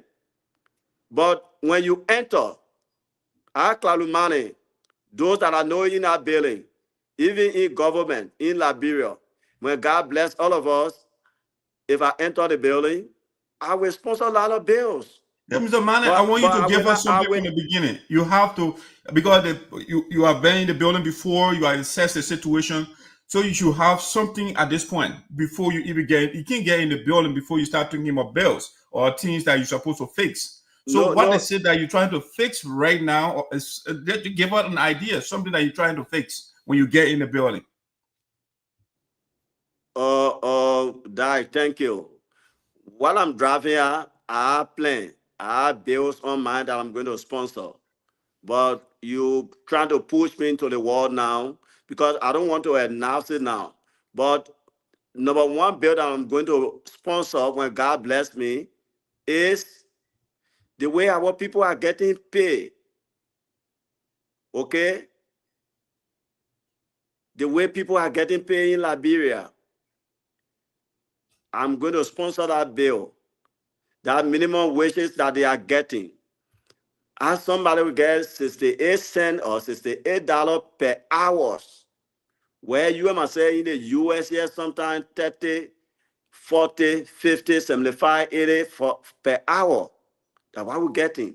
But in Liberia, people getting 60 cents, 65 cents, 68 cents per hour. Even in Capitol Building. Okay? Where the money can be dished out. The staffers, the money that they are getting, as I told you, I work within that building as a staff. for Zaza office, but the minimum wages that in our country is very, very disheartening or dark. They're killing our people. Yeah. Okay, Manneh, that's an interesting thought. So Shirley, I'll hold you guys again. So yes, you talk about the minimum wage. So let's look at this from the Decent Work Act bill. Decent Work Act in Liberia. It said every formal sector, right? Construction, industry, business, company, etc. Worker employee is entitled to be paid a minimum wage of United States 68 cents per hour, or United States $5.50 per day for work that the employee is employed to perform. That would be in the formal sector. Then when you go to the informal, so it's every domestic and or casual worker employee is entitled to be paid a minimum wage of United States 43 cents per hour, or United States $3.50 per day. Okay, Mr. Manneh, this was disturbing when I read the Decent Work Act, right? Right. So to improve on that, how much would you say? Because right now they're talking about 68 cents and 43 cents. All right, depending on where you're working. If you were to improve on that, what number would you put on that would be okay for minimum wage? I mean, at least, Doug, you and myself, as I said, although we can't compare America with that of Liberia, but again, the government of Liberia running our own resources accordingly. So they have the ability to improve on their citizens' minimum wages, because the minimum wage is what people depend on, is what they live on. But our people have been ill-treated since then, because we can't say there's no money. We have all of the resources in the country. Why not? But if Klarwlue Manneh will sponsor that bill, and that what I'm going to do, if nobody sponsors it until 2029, I enter the building, that the first bill that we put on the floor. Yes, so everybody. Mr. Manneh, what would be the minimum wage that you would set for The that would minimum, be okay? yeah, I'm coming there now, Dad. I'm coming. Yeah, so what I'm looking at, instead of 68 cents per hour, we can say $1.50 or $2 per hour, because we have the money. The money, the resources in the country. Okay, $2 right, or $1.50 will be better for our people. If I say $2, I mean like $1.50 can come to the security level. Okay, $1 even can come to the security level. Then $1.50 can go. I mean, Patrick, Doc, $2 would be at least better, about 68 cents per hour in Liberia. Are you kidding me? It's very, very bad. And the resources are there. Why not we use it on our citizens? It's not different people working within the government, that is citizen of the country working within the government. And the resources is in the country, and our people are getting that kind of, minimum wage, which of course is very bad. Okay, So let's bring Shirley. Let's bring Shirley. Shirley, you brought, you one person who campaigned for the current president, Joseph Boakai. And that bill, if you go through it, Joseph Boakai signed that bill for our people to get 43 cents an hour and 68 cents. Like, slaves don't even get that. I mean, what? Go ahead with your next question. I just wanted to throw a little curveball at you. I absolutely love how you're taking advantage of being the host today. I just love it. You know, Patrick, you have to advocate for me to host next time we have a guest, honestly.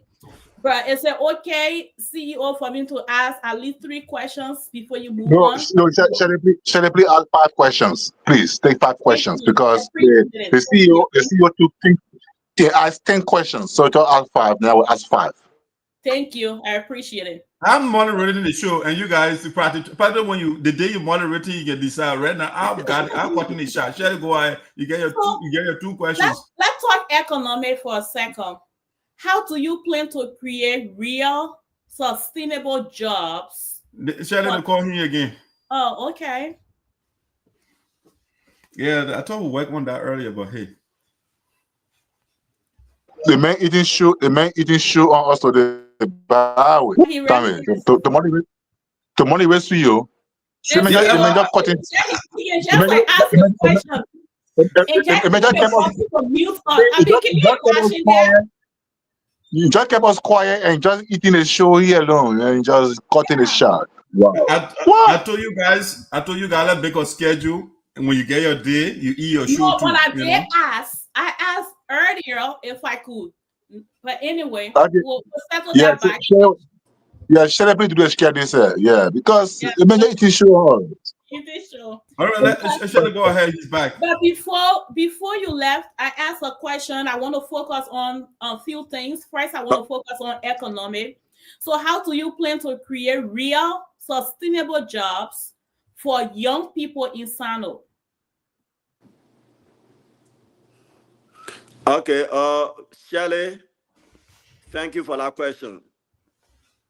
Where to lead the people, or why is the question again? I'm going to create what? Economic? How you gonna create sustainable job for young people in Sinoe? Okay, Shirley, I will do that through programs. Yeah, I will create a lot of programs that will be able to empower our young people in the county. Yes, I will collaborate with my partners and one of you so that job creation can be, in the county. Yes, through programs. Yeah, programs. A lot of programs. That's what I'm going to do. Okay, it's not my next question, but I just want to follow, or someone is watching and is like, oh, the representative is saying he's going to create program.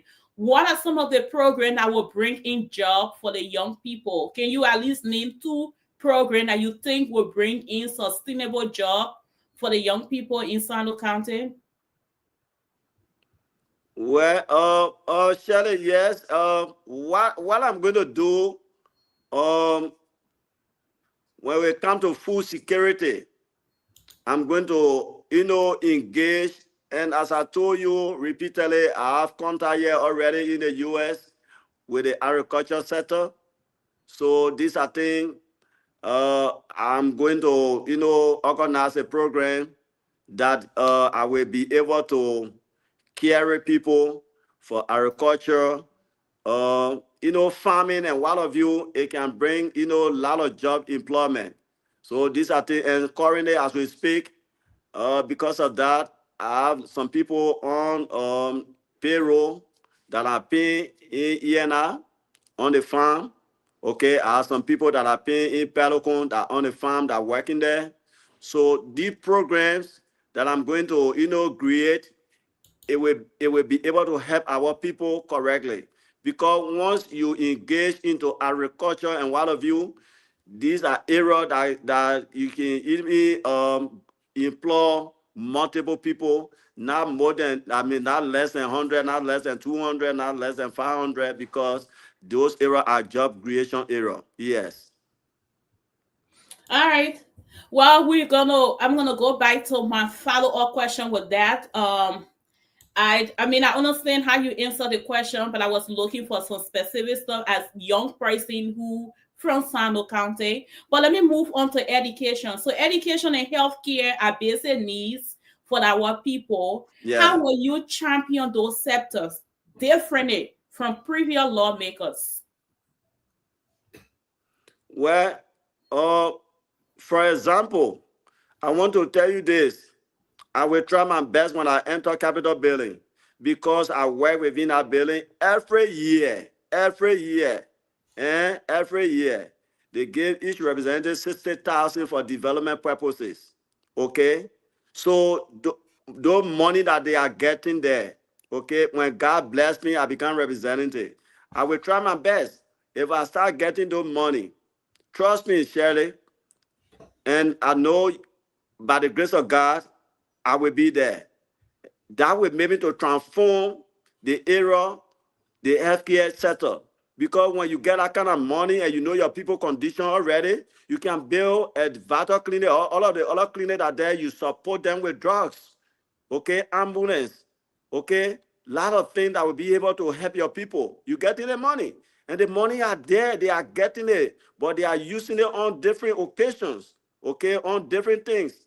But specifically, they are giving that money for, development purposes, and you know fully well your district is not developed, or the health sector is dying, okay? Educationally, your area is not that developed, okay? So what you need to do when you get a type of money, you go and help the school system that there in your district. You go and help the health system, health sector that there in your district. But they are not doing that. When they get the money, some of them, they can do what pleases them. But if Klarwlue Manneh will be elected, and I promise you today on this platform, trust me, and I know my people that are calling me, they are calling me for a reason, for transparency purposes, accountability, so that things can go right in the district. So if Klarwlue will be elected, and I know my people that are calling me, they are sending me to Capitol Building to work for them, Sherry. So those money that I will be getting, you will see for yourself, the transformation will take place. Okay, I'm gonna do my last question here, but my CEO, I would like to ask: are we gonna do a post analysis after this? Yeah, depending on what we'll have time, and I want to bring the We viewers try in to as make well. time for that. I would love to, if that is okay. But my Yeah, question we'll do. here, before we run out of time, is what?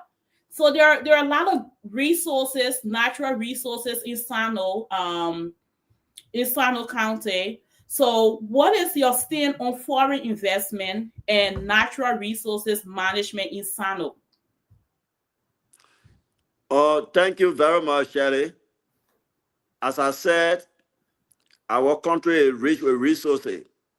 And when you go to Sinoe County, you have the national park where all of the mineral resides. When you go to Sinoe County, you have Tayo Hill. When you go to Sinoe County, you have a lot of forest, wet timber and what have you.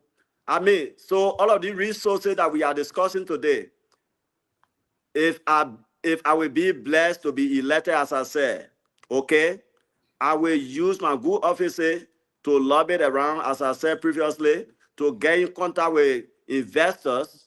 Even as I'm here now in the US, with the kind of plan that I have, I start my process already, contacting people that, yes, indeed, I'm a district, and I want to be the representative for that district. When God bless me, all of the contact that I'm making, if it comes to fruition, then of course, I mean, our district will be blessed because I will carry a lot of investors.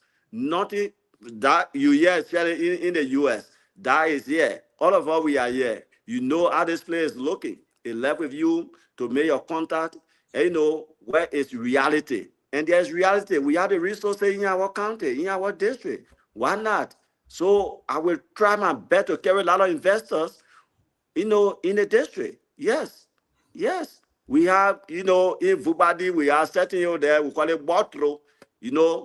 Chinese people are there now exploiting our people. That is how you put, they know what I'm talking. Okay? So we have a lot of resources. Go to Pelocon, we have Pamela Hill. It's there. There are a lot of resources. Okay? Go to Jerusalem, we have Segbede. It's there. A lot of resources. Okay? Go to Johnson Beliebo Creek. Go to Weja, go to Numapo, go to Putu. There where you are the Putu Mountain. Putu people, they are Sarpo people. Okay? But geographically, they are in Grand Jira County. But we have a lot of resources that we're able to carry investors that will be proving to the investor that yes, indeed, we have them. Yes. So I'm making a strong contact. I'm connecting. Okay? Yes, in the US. All right, Patrick, the floor is yours. Okay, so during the time you stay with Zaza and moving around the district, I know there were things you advised Zaza to do. There were things you thought you should have done. Perhaps he didn't do it.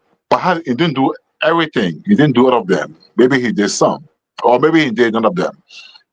Name one thing you had in mind, you ever thought or advised us to have done while he was in office that he didn't do or did not do completely. Maybe he started it, but when you come to the House of Representatives, you will do. Yeah, Patrick, again, I'm sorry, I don't want to discuss Zaza. No, we're not discussing him. We I just don't want to discuss the legacy or how they call it, shortcoming in leadership. I don't want to discuss that. doesn't have a good legacy that you can discuss it. Say that? I say you want to shy away from his legacy. Is it that it is not good politically? No, Patrick, time will come. Those things, although people are seeing it in the street corner, they know Zaza legacy in the district, you know in the county, everybody know. So now I can come up here and start discussing Zaza legacy. All that I have to tell you is I will do my best and I will transform the district if elected. So Honorable Zaza left a good legacy. I mean, educationally, I mean, socially, as well as administratively. You saw the education connection that he brought to the prison. The Johnson Central High. You go to the World Bank project in Bubadi, in Sinkin District. A lot of teachers on payroll today, they're making money. Creation of Sinkin District, creation of other quality operationalization of Sinkin District, Wakaba District. These are all things that he did. So those are good legacies that people can discuss openly if they honestly if they honestly feel that he has done something better. So the question is, as a dedicated staff who he used on many operations, there were things perhaps you were having in mind to say, people do it 1 year. So by saying him do it, I'm coming, I will do it. Name one thing. I'm saying at the point.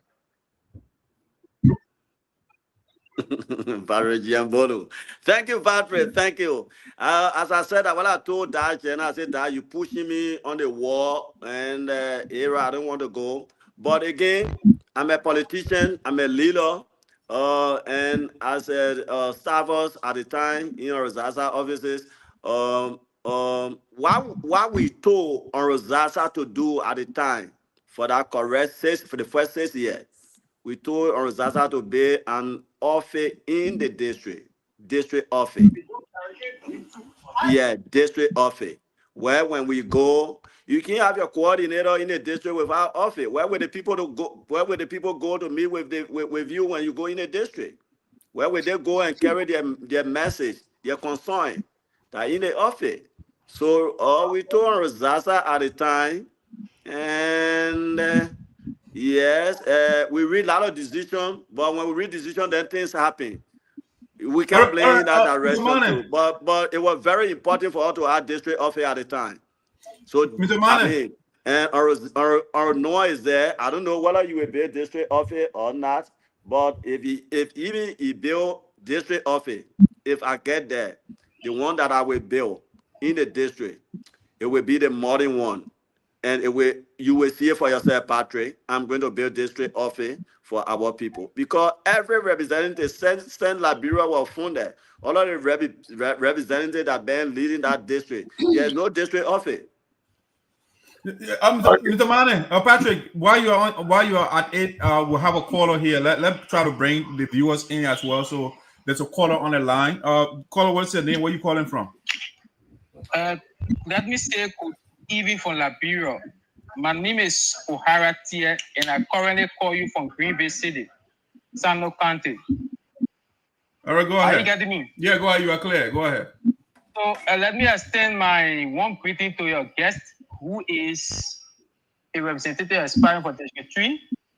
I want to acknowledge that he has his right to contest in and where he meets the requirement for any seat. But I have some disappointment in him because I listened to him from the start to current, and all of those questions being asked were not addressed adequately. At the House of Representatives, people don't say, I have connection in America. No, America connection does not influence policy in our country. when you want to be a representative, when you are asked, how do you improve the health sector, you discuss policy, you don't say you have connection with hospital in America. When you are asked about the agriculture sector, you don't say you have connection with agriculture in America. You discuss policy. From the genesis of Liberia, people who've been serving, they having connection to in America more than you, but Liberia is still backward. You do not have connection in America as compared to Honorable Zaza, who just left the representative seat. So my disappointment is the experiment is not prepared at all. And I want to inform you that District 3 is not like before. When it comes to people being educated, when you leave Greenville District, District 3 stands tall. Because you have most of those young people, they went to school, they went to university. Some of them even abroad studying. It's not like before where everyone was blind. So one man surfaces, he becomes a giant. Currently in District 3, when you want to be representative, you have to understand why you want to be representative. You have to know the function of a lawmaker. When you are asked questions, we expect you to discuss policy issue. Don't tell us to get connection in America. If you have connection in America, why is it that we are not feeling that impact of the connection unless you become representative? So that's my disappointment. But I'd like to encourage him to do better next time he appears on the show, because apparently he's not that kind of more, political guy. He's just emerging. So when you are emerging, we encourage you to continue to emerge. But when you come in Liberia, currently as I'm speaking to you, we have more than 10 to 15 sons from District 3 that are studying all around America, all around the world. Those people are coming back as well. So when you're coming back to represent the people, they need the best. When you are not in your best, don't venture around politics, especially in Liberia. You understand? I believe so you have people in that dark on the show, they should come to contest also. So Mr. Primo, I'm disappointed in your guest. He did not do well. He did not answer the close question well. You need to do better. All right. Like I said, you need to do better. All right, Howard, thanks for your take. Mr. Manneh, that's one man's view. I mean, any reaction to what he said his disappointment. Well, Doc, I respect his view. Orara, I've been listening to him every time. But I think there's a question that comes to me that what I'm going to do. I mean, on this one where you don't have contact, even all of the presidents in the world, they are making contact with their colleagues, different country, different investors for them to go into their country, for the country to be benefited.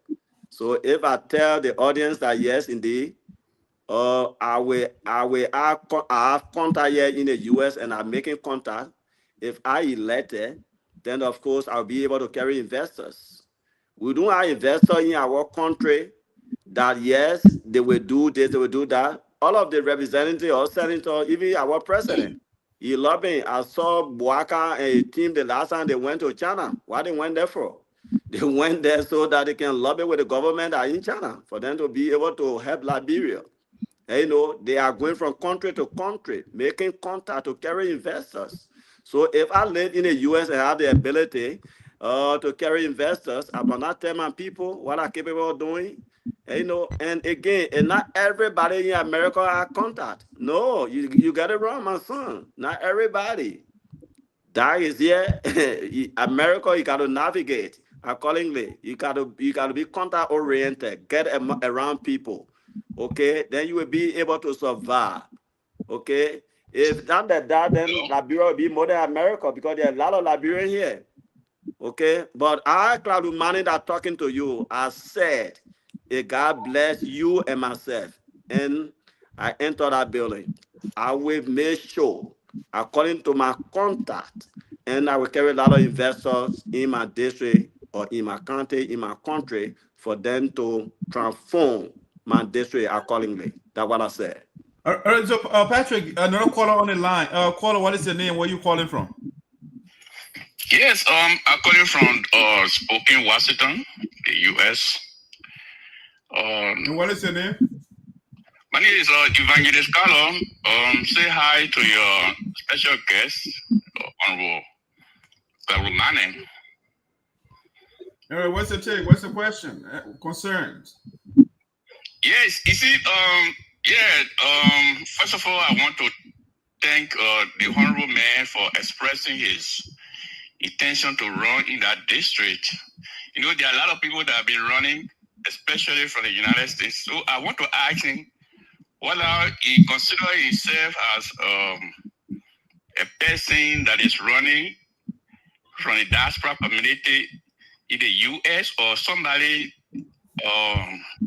from the district, you know, physically from the district, you know, because there are a lot of people that have been running from the diaspora and they are being very, very unsuccessful. So I'm afraid that, you know, he will not fall in that category because people will consider him as somebody from the United States and somebody who is not really residing in the district physically. Okay, all right, thank you. So, Mr. Manneh, are Yes. you running for the U.S. or are you going to relocate back home eventually? Well, Mr. Carlo, I say thank you, my friend and brother. You did well.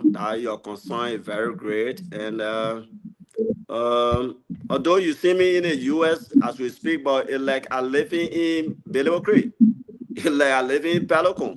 It's like I live in Jaudi, in Graceway Farm, in Troll. Because you see Klarwlue Manneh here, the name is a household name. Everybody know the name, okay? So my staying in the U.S. and they know the reason I'm here for. As I told you repeatedly, I work with the people. They understood me well. I understand them well, and we are working together. And the call of getting back home to contest, I'm not doing it by my own will, but the people of District Number 3 are calling upon me to go. So I don't think they will be thinking that direction and say, oh, the man live in the U.S. And they know when I came to the U.S., December 11, maybe 5 years. And since I came to America, I in constant contact with my district. Every time, every second, I receive call and I talk to my people. And not like those, I want to enlighten your mind. People that can come from America, go to Liberia to go vote. Many of them been in the U.S. for 25, 40 years. They can't answer phone. They can't talk to anybody. Nobody know they're in the district. That's the same thing I told Professor Belenya. Nobody know you in the district. You don't have one contact. You don't do anything in the district before from the blind side, and you say you go in there to contest. These are people that can go with disappointment.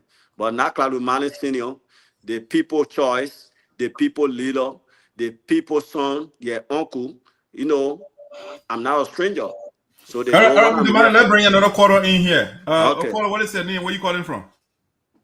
My name is Emmett J.K. Bly. And then I call from Monrovia. All right, go ahead. Shoot your question or your comment.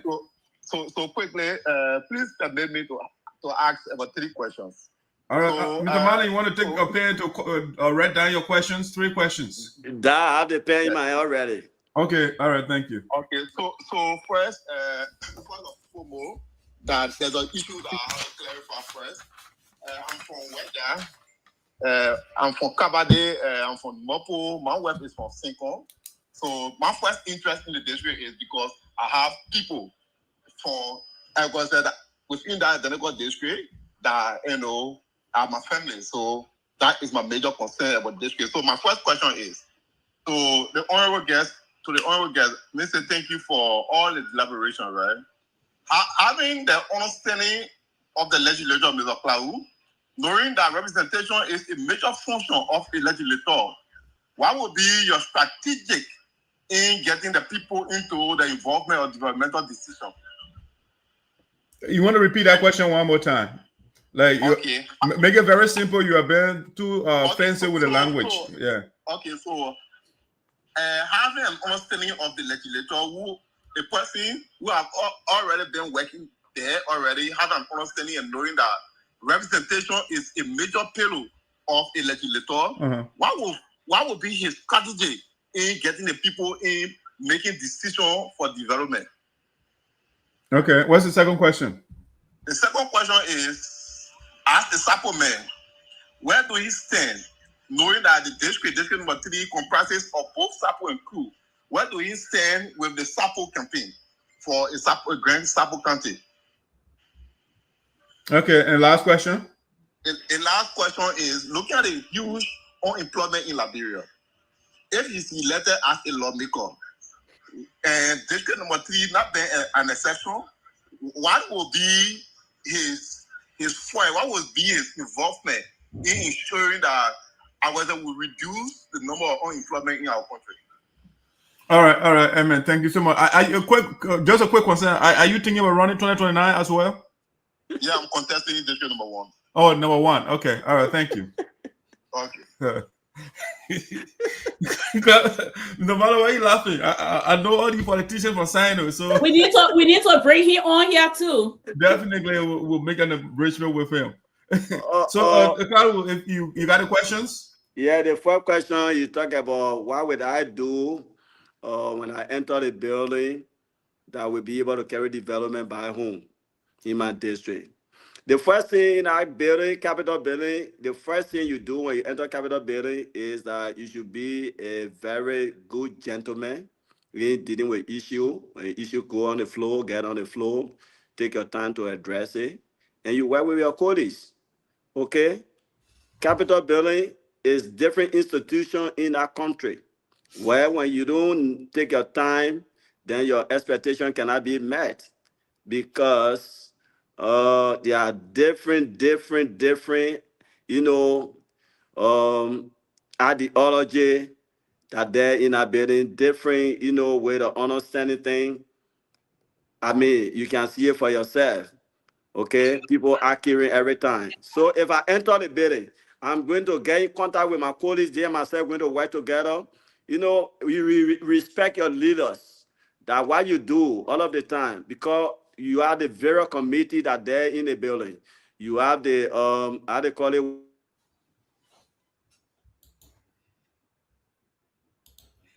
Yeah, they're calling him again. He's back to back. So let me take him and then I'll bring us on back here. Yeah, they kept calling him back to back. So let's see. Yeah, he's back. Let's see. Yes, that you hear me? Yeah. You are educational committee there, health committee, all of the committee you think about, they are there. So you get in contact with your colleagues, you work with them with understanding.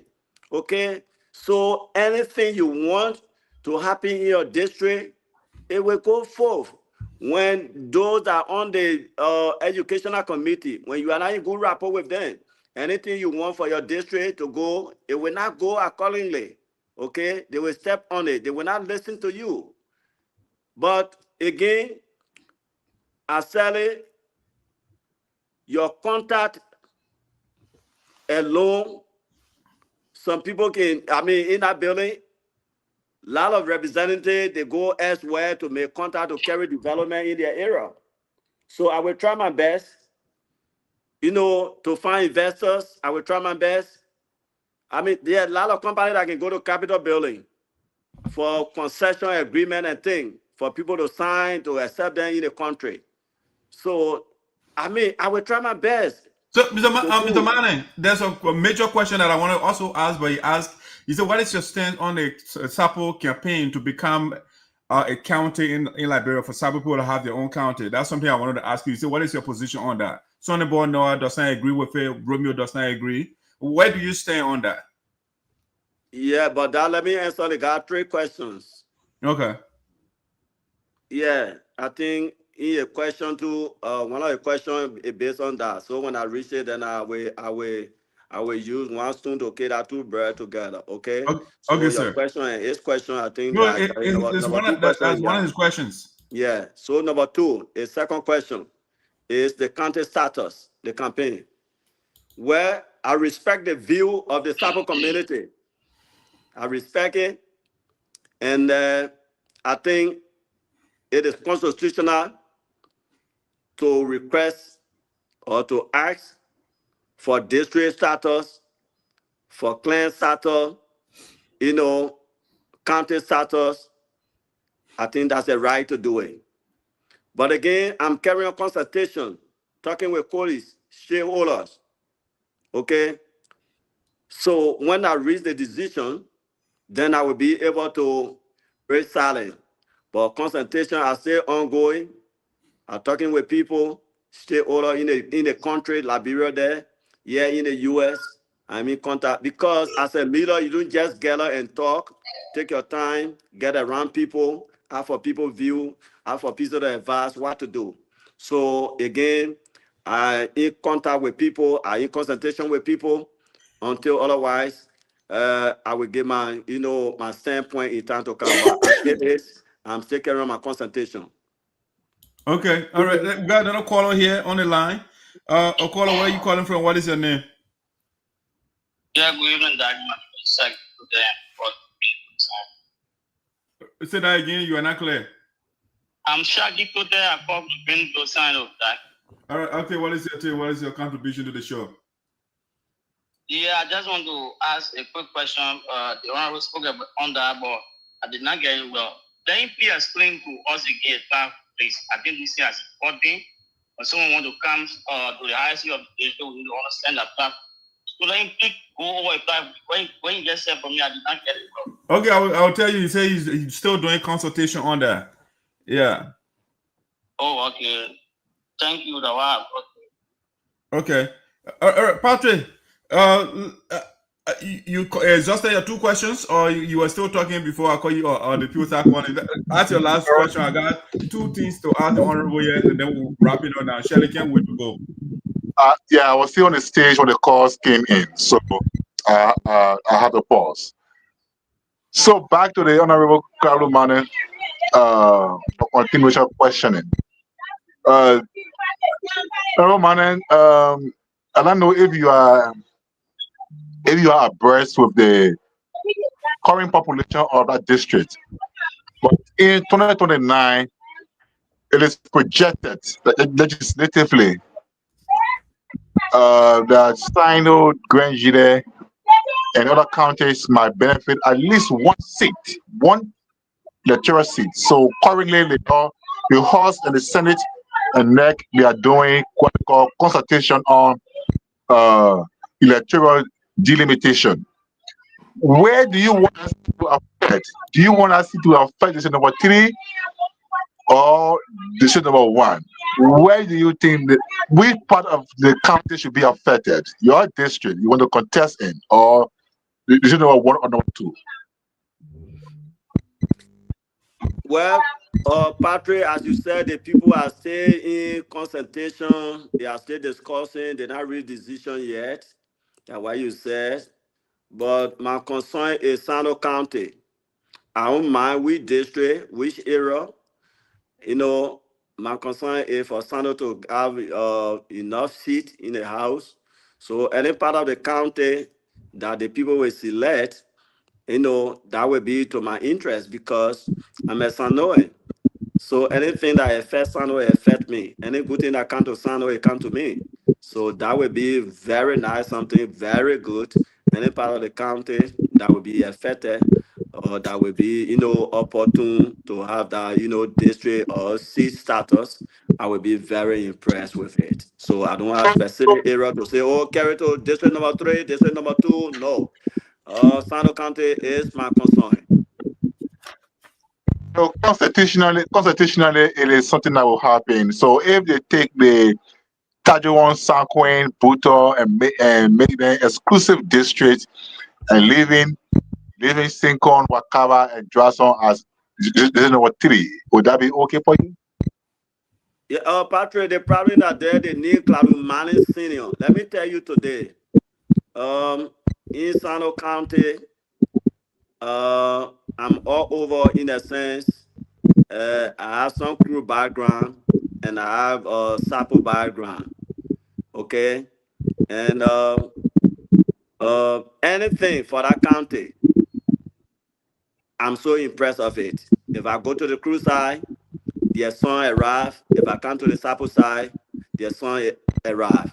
So I think anything concerning Sinoe County, positively, I'm in the interest, and it will get me impressed. Yes. All right, so Manneh, we're wrapping up here. I think you exhausted your 2 hours already. So last question, at least for me, let me get a little controversial here. and see where you stand on this, because Liberia is evolving. There is something they call that. I mean, it's now legal in the U.S. same-sex marriage. I mean, you are going to be a lawmaker. Someone listening, they will come to your desk. You know, if a bill is put on the floor for same-sex marriage to be legal in Liberia, where do you stand on that? As a matter of fact, before you go ahead, do you believe in the Liberian Constitution? Yeah, I believe in the Constitution of the country. Okay, perfect. So where do you stand when it comes to same-sex? Do you think man should get married, or woman should get married? Oh, Doc, thank you.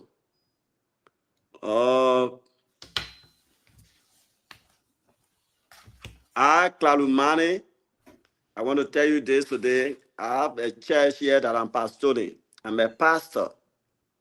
Okay? So what I want to say to you, those things we can pray against them so it can even come before our desk.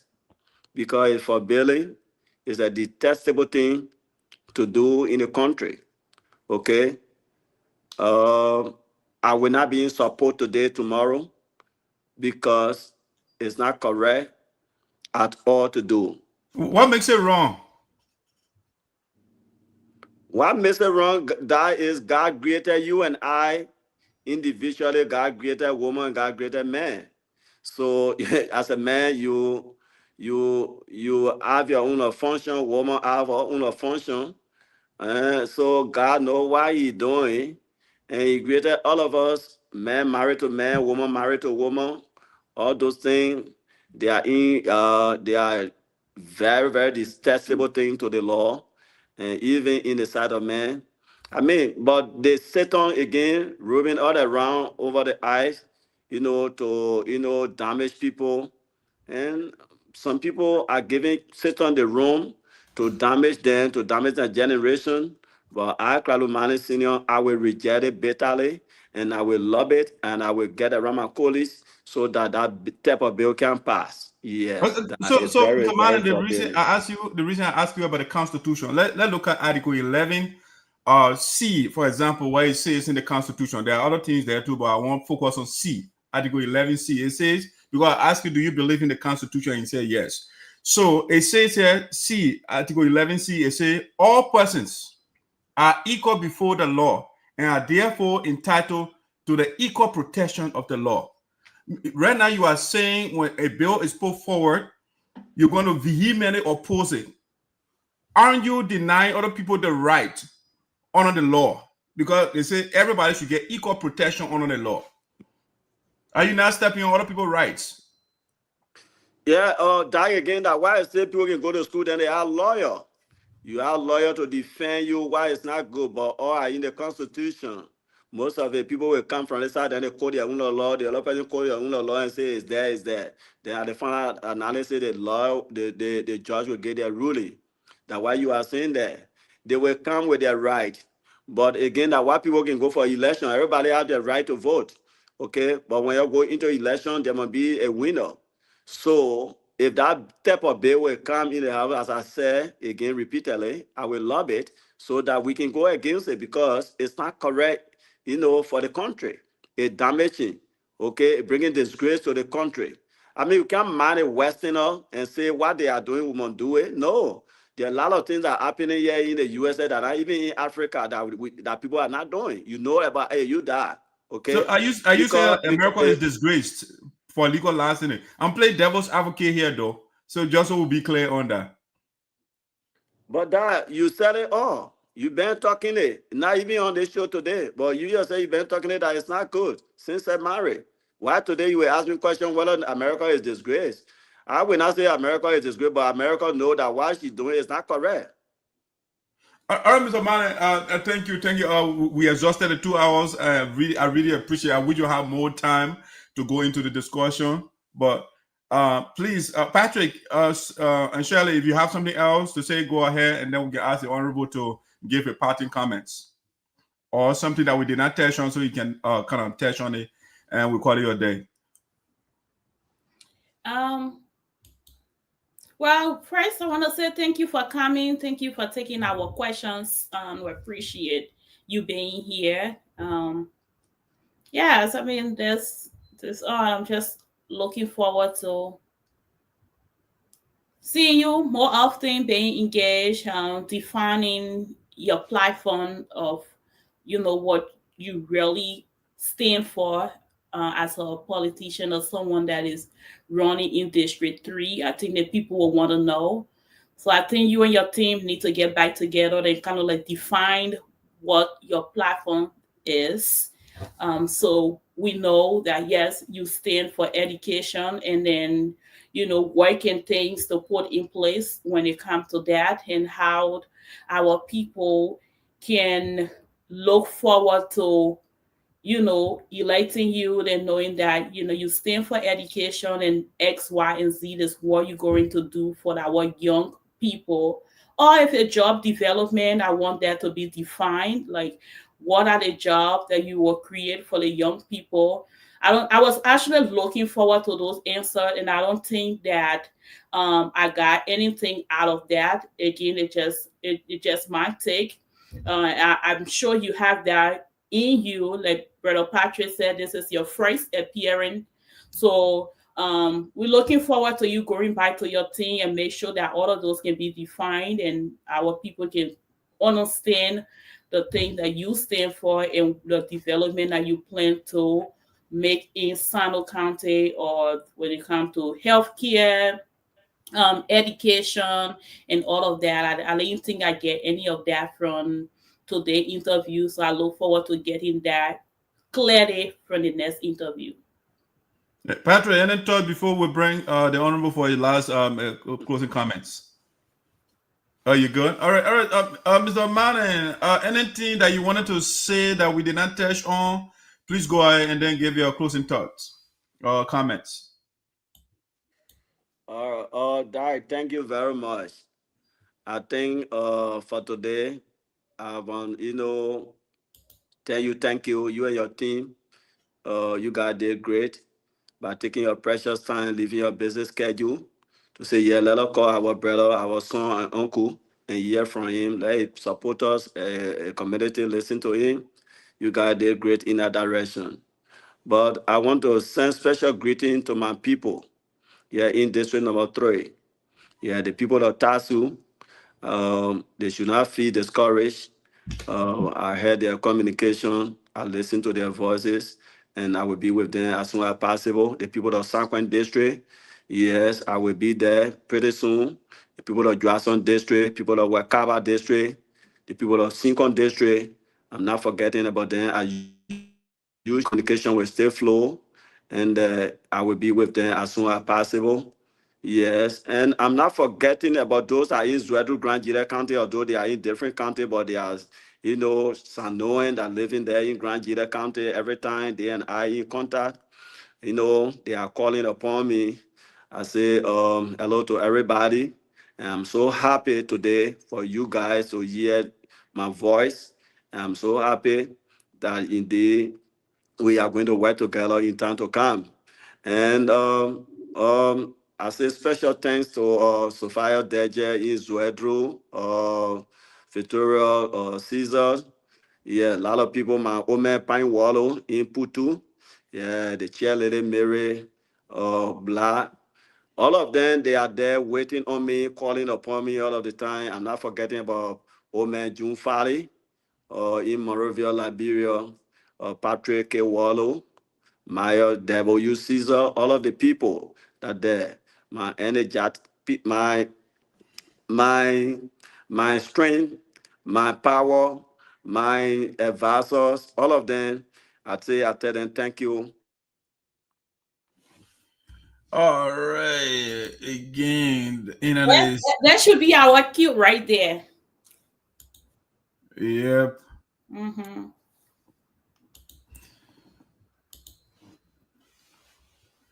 All right, guys. Ladies and gentlemen, I want to say thank you so much for joining us today on the show. Shelley, Patrick, I mean, let's do a little post analysis. I see what you guys make of the interview. Ladies before gentlemen. Shelley, I think you're coming back again. Let's see. Let it allow the man to end thoughts. Mr. Manneh. Yeah, guy, you hear me? Yeah, Clemens, your talk, please. I'll close your talk so we can let it go. So I extend my greeting to my follower, my friends, my colleagues, everybody. So thank you again, Doc. God bless you. I say special greeting to Jane Kwate Manneh. Yes, all of the people that and my brother Patrick is here already. So no need I call his name Patrick, but I say thank you for all that you did and you keep on doing for the community. Keep on not only Sinoe County, Grand Gila as a whole. You trying your best. You in contact with everybody. You doing your best, helping people in every direction they think you're able to help them. So we say thank you. And thank you, Shelly, for all of the questions. You just said you did not get something, good clarity from me concerning your questions and things. But I think the one I able to offer you today, that what I offer you to my best of my ability, and it's not correct when you go on social media to lie. And it's correct to say the true thing, whether the people will like it or not, but go straight to the point and say the right thing. I'm not the kind of politician that can say things that you don't do because I'm on social media. Then I say, oh, I get 50 students on scholarship. You go check behind it tomorrow, then it's a lie. Oh, I send equipment to sign, oh, you go check behind it, and that lie. But the foundation, we just started, and we are going to do more for our people in time to come. The starting of everything is tough, but again, you have to be contact oriented in everything you do. So we are making contact as soon as possible. You will understand from me whether I will have 50 students on scholarship, whether I will carry a company to Liberia or investor to Liberia for job employment. And, these are things I think you want to hear from me, but I don't want to come here and say what I'm not doing, what I'm capable of doing, that why I won't be able to tell you, and what I'm doing, that why I won't be able to tell you. So that's a problem. Yeah, but the foundation is in full swing. I think we are doing our best and continuously we'll be able to help our people. Thank you very much for your time. God bless you. Klarwlue Manneh, Senior, your humble servant. The man, thank you so much for taking up your time to be with us today for 2 solid hours, taking questions from Shelley and Patrick Bolu. Have yourself a wonderful day. You Have too. a good You day, too. sir. You too. Bye. All right. Yeah. All right, ladies and gentlemen, there you have it. Is your You have it. congressional hopeful. I mean, Shelley, Patrick, are you? I just want to make it clear first Go ahead. before I go into my thoughts. And I honestly wrote down a lot of things because first Patrick, I like how Patrick kind of put it. This is his first interview. Let be clear about it. But I personally want to make it clear that I wasn't trying to attack his foundation. I do have foundation, and I personally provide scholarship to people in Liberia. So I know as someone who already have a foundation in providing scholarship, you can know and tell how many people you are giving scholarship to. But I understand he doesn't want to give number. That's completely fine. However, though, I personally feel that the interview revealed significant gaps in his ability to articulate his platform. Okay? I think he was unable to clearly define his political platform today. And again, I will say, I speak for myself, you speak for yourself. Okay? His platform wasn't defined clearly. If I was in Sinoe County and looking to vote for him, I will have so much questions to put down, and that's what I did. I dropped down a lot of questions because I felt that most of the questions that were asked, those questions were not answered as a politician. For example, education. Okay, let's go for healthcare. The question about healthcare and the poor healthcare in our country. That's something that, as a politician, what is your plan? What's your vision when it comes to poor healthcare in our country? What are you going to do? I understand you have connection here in America, but what's your vision? The connection comes when you have a vision that you can define, and then you can bring in people that can help. Okay, job development with the young people in Sinoe County. Yes, there are coffee plantation that he have already started according to him. So how is that going to create job for the young people? And I don't mean just job, okay, real job, sustainable job for the young people in Sinoe County. That question wasn't answered. And as a young person, I'm in Sinoe County and have to vote for him, I'll be like, where is my place? How am I going to get a job? Can this man provide job for me? And to me, as a young person, to answer that question, I will say no. His foundation, right? So many problems with that foundation. The foundation just started. Are you running on the platform of your foundation? And if you are, you said the foundation, what it stands for, completed cannot be something that I can sit here and be like, oh yeah, so the Klarwlue Foundation is stands for X, Y, and Z, and this is what it's going to do for the young people. Listen, I asked about his past experience from 2012 to 2019. That is a long time to stay at a job. What impact did you make on the young people in Sinoe County? So you don't have to be, I don't have to be a VP of an organization to make an impact when I'm in the organization. So that impact wasn't defined. What I got from there is I went and I visited my people in Sinoe, and my people in Sinoe they know or they can relate to what I did. What did you do?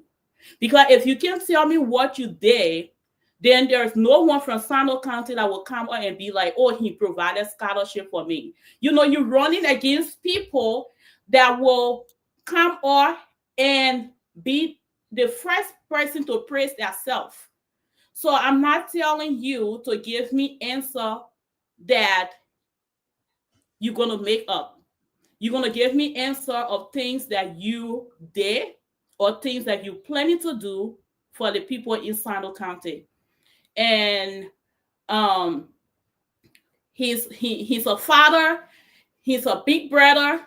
I sincerely respect the fact that he took the bold step to come here and answer some questions, but I think he could have been fully prepared to know that he's coming over to meet the head of the guard, the representative, the spokesman of the guard, to meet Brother Patrick, who was currently in Liberia, have a lot of access to the people in Sinoe County, to meet me, a young person who has so much question, want to know about the people in Sinoe County, and have stayed up on Spoon Talk Midnight Show for months, advocating for our people. So if anybody come here in the name of they want to run for position in Sinoe County or anywhere in Liberia, I want to know the three things that are so important for our people: healthcare, education, job. I want to know how you can make a difference, how you can be able to create job for our people. Okay? So yes, Shirley, you've gone 10 minutes already. Let me bring Patrick in. I'm sorry. Before I give Brother Patrick a chance, so I want to make it clear because he emphasized a lot on connection in America, which is great. You need to have connection. Networking is the key, right? To be able to develop our country, you want to network. But how would you network? Because you have to have a plan to be able to network with the people that you want to bring over to Sinoe County to create job. What job do you want to create for our people? Are you trying to bring in investor? that wasn't clear at all to me. So yeah, so many things were not clear. But again, that's his first time. But as a politician, we're not going to be soft on him, because he's going to be someone that's going to lead our people. And it's not about if I know you or I don't know you. It's about the people in Sinoe County. All right. Well said, Shelley. Yes, even though you brought Joseph Barker to us right now, I don't know why we are being rescued. But Patrick, what's your take, man? What's your take? Were you disappointed in your man, or so? Well, I am not disappointed and not entirely impressed as well. And, but here is the thing. The interview takes away elitism. I mean, for him, yeah, that's what I noticed. The interview did not establish any connection to, elitism. And I think it's good for him. What do you mean, though? What do you mean? So meaning that the way people will see a few years in America, for example, and they will become so mathematicized into the intellectual class. Sometimes they want to use the American accent, or maybe they want to prove some academic supremacy, in their articulation. I think, I think he cut that off. So he remained a person he has always been, very, very common and simple to the point. So as a result, he was not able to intellectualize politically, his vision, his platform, and everything that he could be doing. So that's one thing. Secondly, he was a victim of stage fright. Yes, he was a victim of stage fright, and I think this is a debut. Perhaps I'm not sure, because the platform it's been on for a very long time before I came on, so I can't confirm whether he ever appeared before now. But if this is his first, but it wasn't on the political level. Yeah. Okay. All right. So then politically, he suffers stage fright, because I noticed at some point I noticed, veracity, being repetitive, or maybe going beyond the length of time you're supposed to pause, to take questions, because in a political interview, look, you got to you as an interviewee, you got to observe the interviewer. So you don't have to go beyond 2 minutes of response, to a question, because you want to also observe other questions that will come. So if you take more time responding to one question, for example, you will deny yourself the opportunity to get questions on other issues that could matter to you, or that could be of very importance to you. Yeah. So he suffers stage fright. Maybe next time he will improve. He sounded more Hebraic, politically than conventional. So I didn't see that conventional style of politics in him, where people want to prove a point, at all costs. So maybe he's still a yoke in politics, perhaps. Maybe though he worked for Zaza, but selling himself as the Klarwlue Manneh he is, maybe he might see himself as an or the audience might see him as an immigrant. And I think he has to also, and next appearance will be better. Yeah. And then one thing that's too all right for him, and I will sell politically, is the issue that he talked about, the minimum wage. All the lawmakers who have been elected so far, including current Representative Alex Snow, none of them have been able to find a suitable austerity economic, remedial action or remedial solution to the people's problem. So the lawmakers, the current representative, it has always been about themselves. All right, they want $45,000 car, they want $15,000 take home, they want gas, they want trash car, they want security. Then, in addition to that, they don't want vehicles for their staffers. All right, so maybe if we can call it a legislative greed, maybe we can call it selfishness, or maybe lack of interest in the people. So now for him, he say, well, at least $2 per hour. And no matter what, $1 per hour, for example, and they work eight normal hours, that's 2 times 8, that's $16 per day.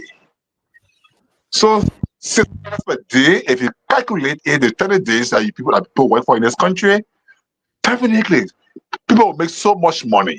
They will make so much money, and nobody will even really, nobody will land on the street to go, begging politicians here, posting politicians on Facebook. You got to post their pictures. You have to post every little thing they do so that you get paid, or like they get satisfied with you.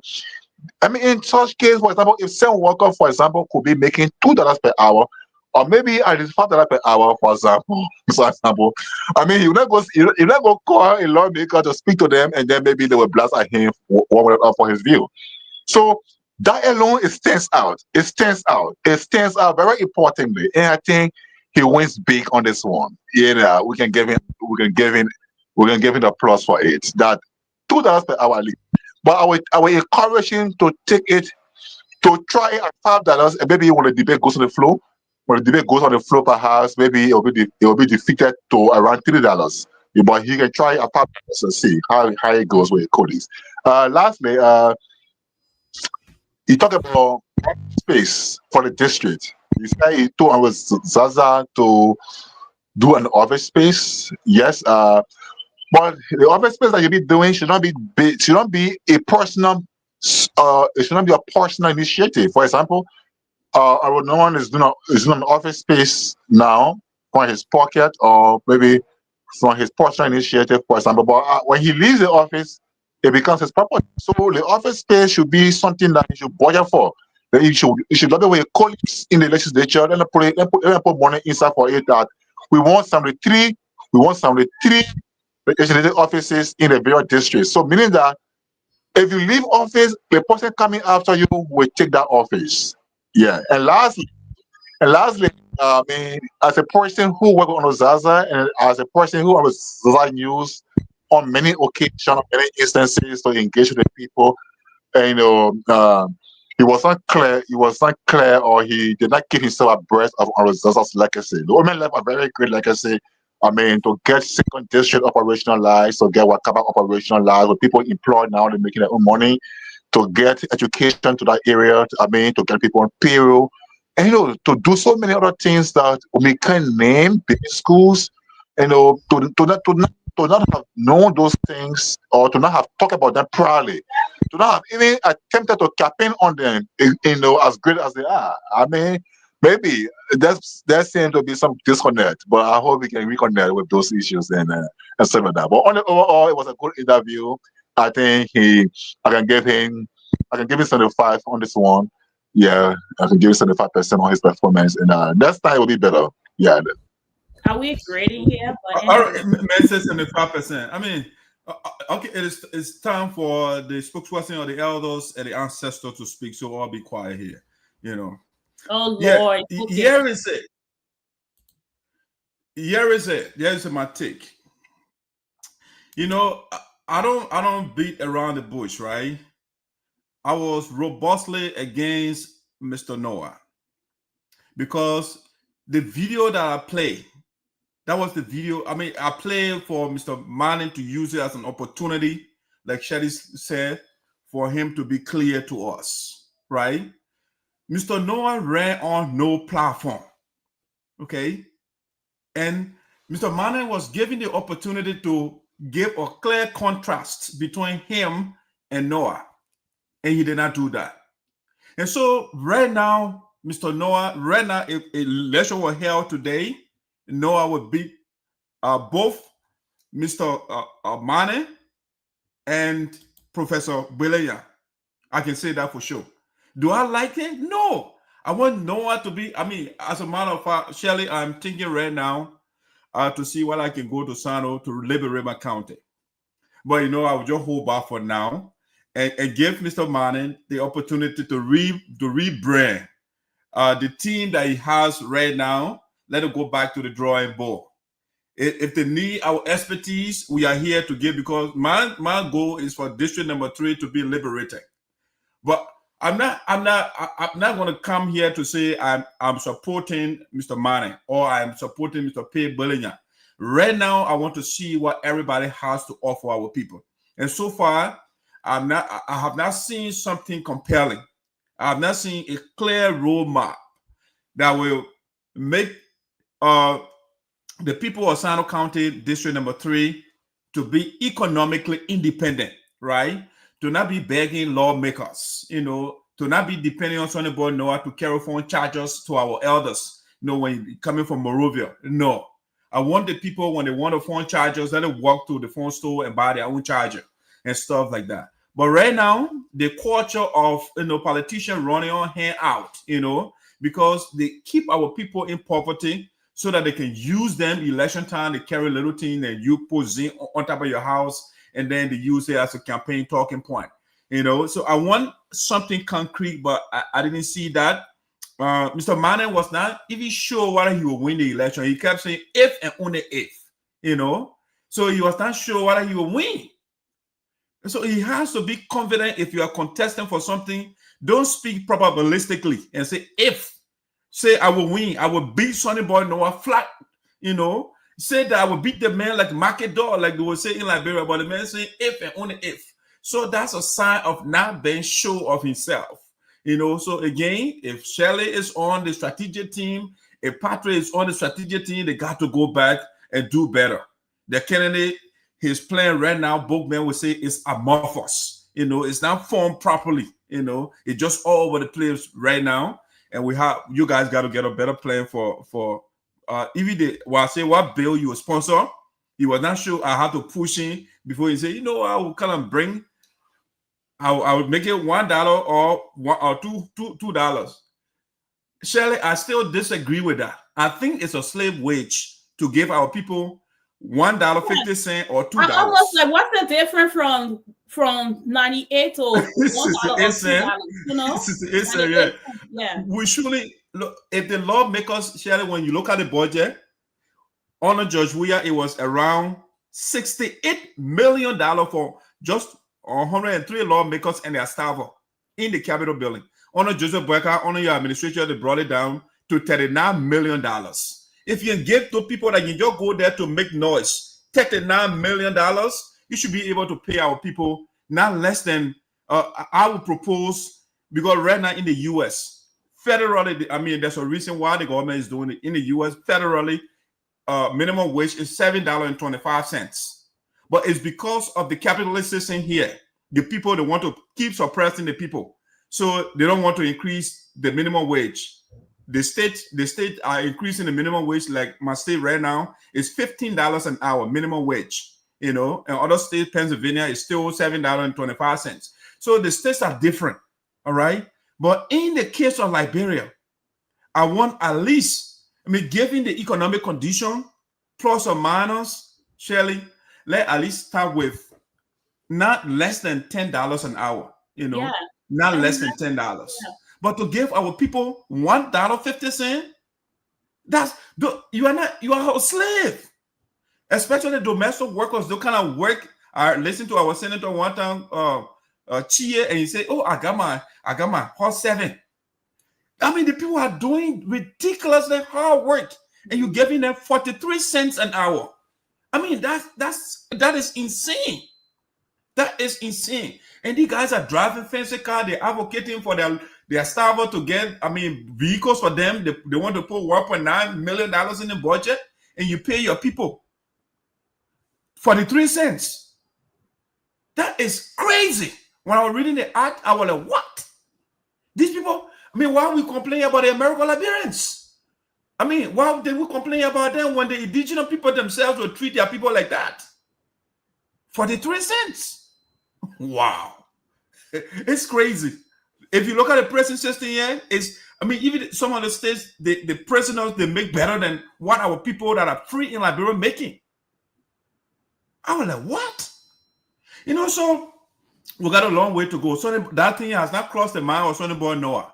the people are getting 43 cents and nothing. He can't say anything. The first time Sonny Boy no one spoke in the house for the server, for their salary to be increased, even though they're the same people that set the budget and they didn't increase the server salary, but he made it a talking point on the floor.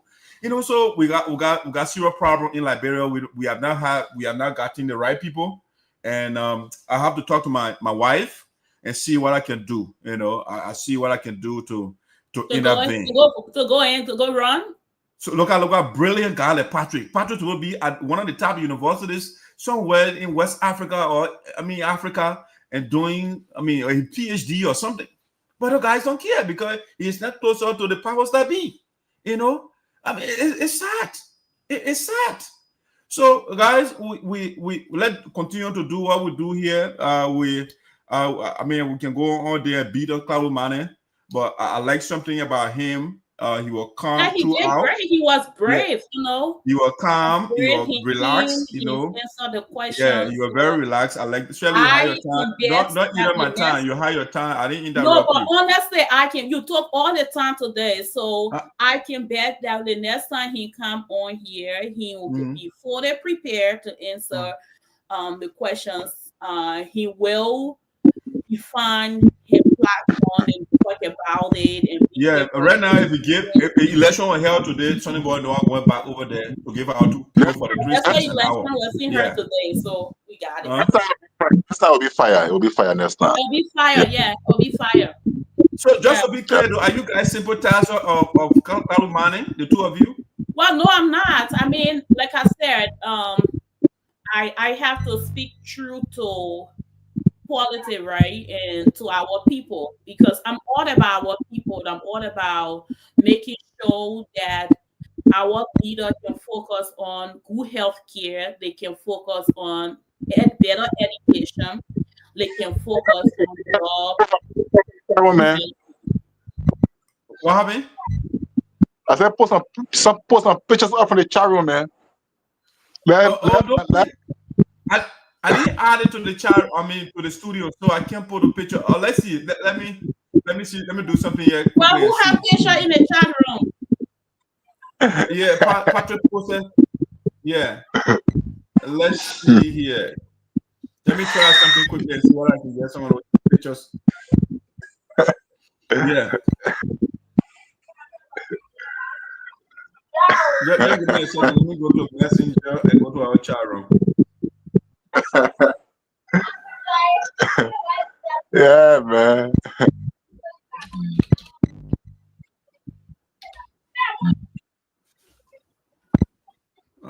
There you go. Over here, let's see what we can get. Something here, Patrick. These are interesting video. I saw something very interesting. Some pictures here. Why you getting no video up? I want to say, if you are watching up, please do join me today at 6 p.m. on Safari Testify. It is a Christian platform, and I'm honored to say it's a Christian platform, so the CEO can hear it clearly. But it's a platform where we get to use our power of testimonies to inspire, to encourage, to motivate, and to win souls to Jesus Christ. So if you haven't already done so, follow me on Safari Testify and follow all of our activities. We are there on Sunday for Reflection Sunday. And I know he coming cut me up. Sunday for Reflection Sunday, Monday Motivation Monday, Wednesday Wisdom Wednesday. Wisdom Wednesday we do talk about everything real estate investment and how to create generational wealth. And then on Thursday we do testimonies. Thank you. Okay. Patrick, Shelley, I think we are kind of beating on Mr. Manneh here, but you are also the problem, because Christianity is a problem in Liberia or around the world. So you're one of the people that create the problem for our people. But I want to go there right now. You and I'm not going to have that argument. You need a whole show for us to do this. But you are talking about Klarwlue, you're talking about promoting Christianity. I mean, what is that? You know what Christian did to us in Liberia? You know, Charles Sinoe was a Christian. You know what he did? He Like killed I 200,000 said, we're people. not going there. You know what Prince Johnson did? Prince Johnson was a Christian. You know what he did? I'm He killed sorry. people. I can go on and on. So let me start with that Christianity. Your whole Capitol building right now, they're a bunch of Christians. See how they're treating our people. They're giving them $3 or 43 cents an hour. That Christian doing those things. So don't bring your Christianity here before we get into a problem. So, but I will say one thing though before we change the topic. Being a Christian doesn't mean you have a relationship with Jesus Christ. So that's a difference. Once you have a relationship with Jesus Christ, it's a difference. So anybody can be a Christian, but having a relationship with Jesus Christ makes a difference. Okay. I don't know how we define that, but you like I said, you need a whole show for me to explain that to you. So be part of Safari Testify, and maybe who knows, you will get that education. All right, yeah. So the Christianity thing that you're putting one side. Okay, Patrick. Let's explain some of the pictures that are about to display here. What is happening? What are these pictures? These pictures, like the one you see. Patrick, one thing before you come in, please. I think the former lawmaker of Sinoe County made a fair criticism of all here. I think, Shirley, when we have Mr. Professor Brilliant, after the show, we did not do an analysis to do what we are doing right now. So I don't think he's right. It's not fair. And so if we want to do that, next time it should be across the board. Okay? Yeah. So I think that's a fair observation there. Yeah. Yeah. Yeah, but Patrick, go ahead. Yeah, so that picture you see there is a facility at the Greenville Port. Okay, the sanitation and administrative building, or the technical building rather, the technical building at the back of the technical building there. That's what you see there. So on Savior Tyler's predecessor. Okay, so who's the predecessor, man? The current representative of this number 3, there's no one. So that was one of the facilities. No one left, and after his years leadership at the port. Yeah. So there's a new version of that facility. You see that? So okay. So now you see, what Savior transform it into, Yeah. So Patrick, so I have the pictures here. Let me do that. I think this is interesting, right? This is I like what Savior is doing, and we have to properly give us that. So like Patrick rightly pointed out, this was the condition of some of the buildings at the Port of Greenville when Mr. Noah was there for 6 years. That boy could not even renovate these buildings. And now Savior Tyler. So let's show you how it was before. So it's before and then after. So now these are before pictures here on Sunny Boy Noah. This is how the place was when Sunny Boy Noah was looting and building houses all over the place and buying new cars and all the different things, buying Ferragamo shoes, and our people are hungry. And see how the building look. They didn't have time to change these things. Patrick, hold on. I think I click on something here. Let me go back to that video. Yeah, I think I have a double then over there. Let me share again. I don't know how it came out. I want to go through these pictures. They are very interesting pictures. Messenger is stripping. Let me go back here and I'll go in studio again. VOSD and we'll go to our pictures. All right, Patrick, you want to put yourself on mute? There's a lot of feedback from you. Let me share it again. Let me share the pictures here. This is I think Savior is doing a marvelous job at the port, and we have to give her that kudos. Yeah. So let's get to the pictures. Where are my pictures? Patrick, I'm having issue here again. Cancer.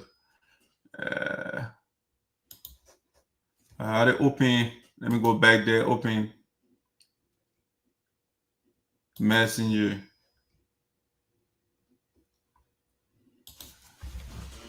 VOSD.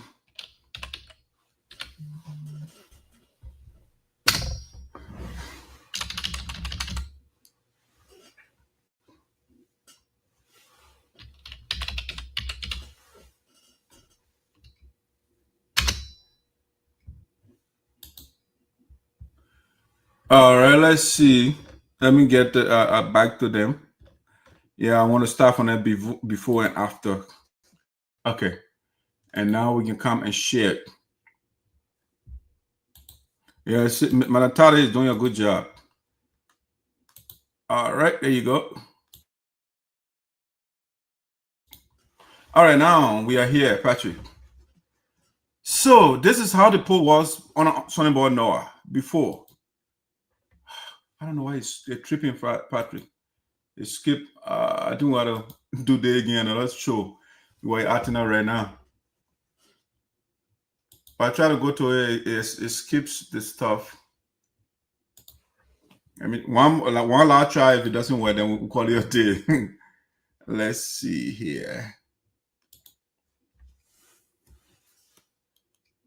One last try, and we can call it a day on the photo.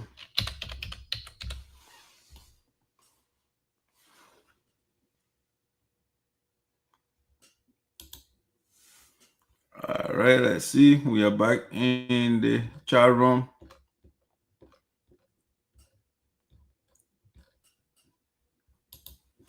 All right, let's try again. Let me share again, Patrick. If it doesn't work, then hey, we can do that next show.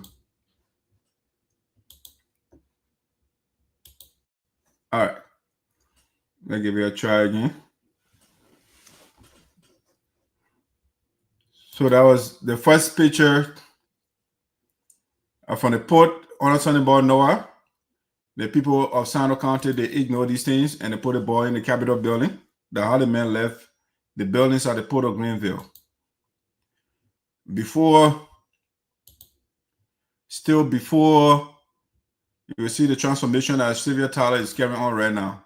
That's on Sunday about Noah, that legacy of Sunday about Noah. Mr. Noah, that's what the God left. What? Mr. Noah.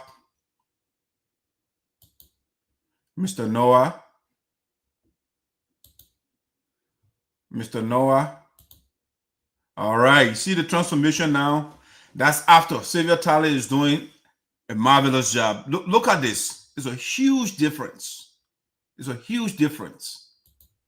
See how this is how you can tell that somebody is in authority, somebody is in power. The woman she turns the whole place around. You see the place. That's how you know that human being is somewhere. Because when a leader reaches somewhere, when you are a leader and you go somewhere and things remain the same and you leave, you are not a leader. Okay. And I was so disappointed in giving Sonny Boy Noah, sending him to giving basically a promotion. You feel you didn't pass all the courses, you feel everything, then you promote the man to the next class. That's what the man is feeling right now. You know, look how the place looks like a paradise right now.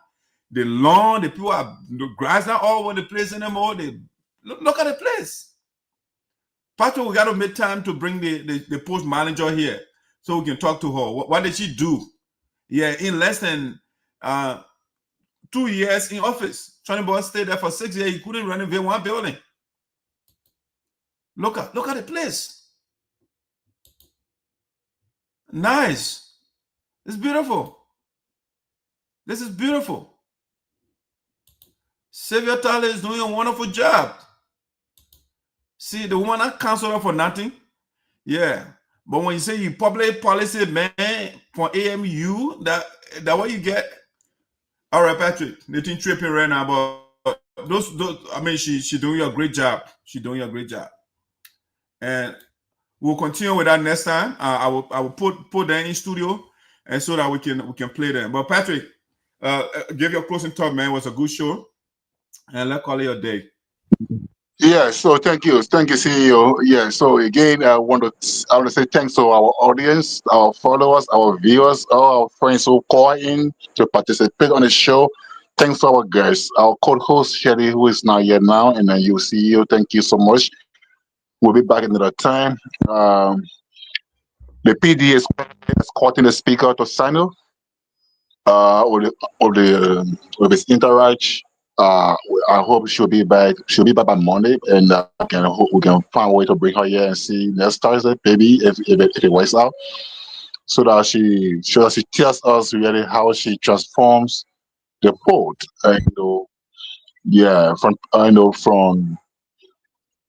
From college. Yeah. So again, we'll be back next Thursday, but keep reaching out if you want to appear on the platform. The CEO number, you already know his number, you already know his account. You can reach out to me too. You can book through me, you can book through the CEO or the co-host or any of our members.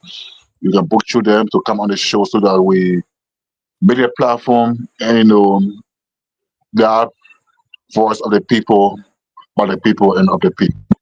We'll be back next Thursday. Again, thank you. I think we covered someone after talking for some time. I'm going back to bed now to see how best get some medication, and get a few out of my body. Thank you, CEO.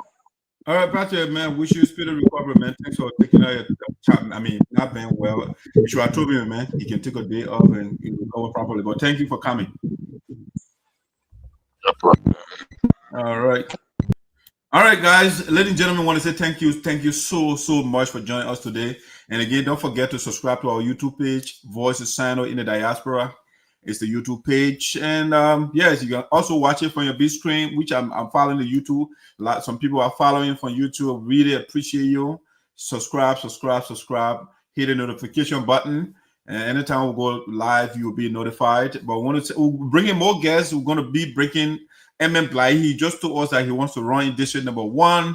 He tried to remove Romeo Kuya, so it will be another interesting one. So we'll have to bring that man. We'll make that preparation to bring the brother on. We'll reach out to all the who be the people that want to be lawmaker. They want to occupy some positions. We'll bring them in to talk to them. All right. That being said, I want to say thank you so much. Let me end with my man's song here. Klarwlue Manneh that the man did. So we're gonna end with the man music. Let's see here. Yeah, if a Klarwlue, man, I want to say thank you so much.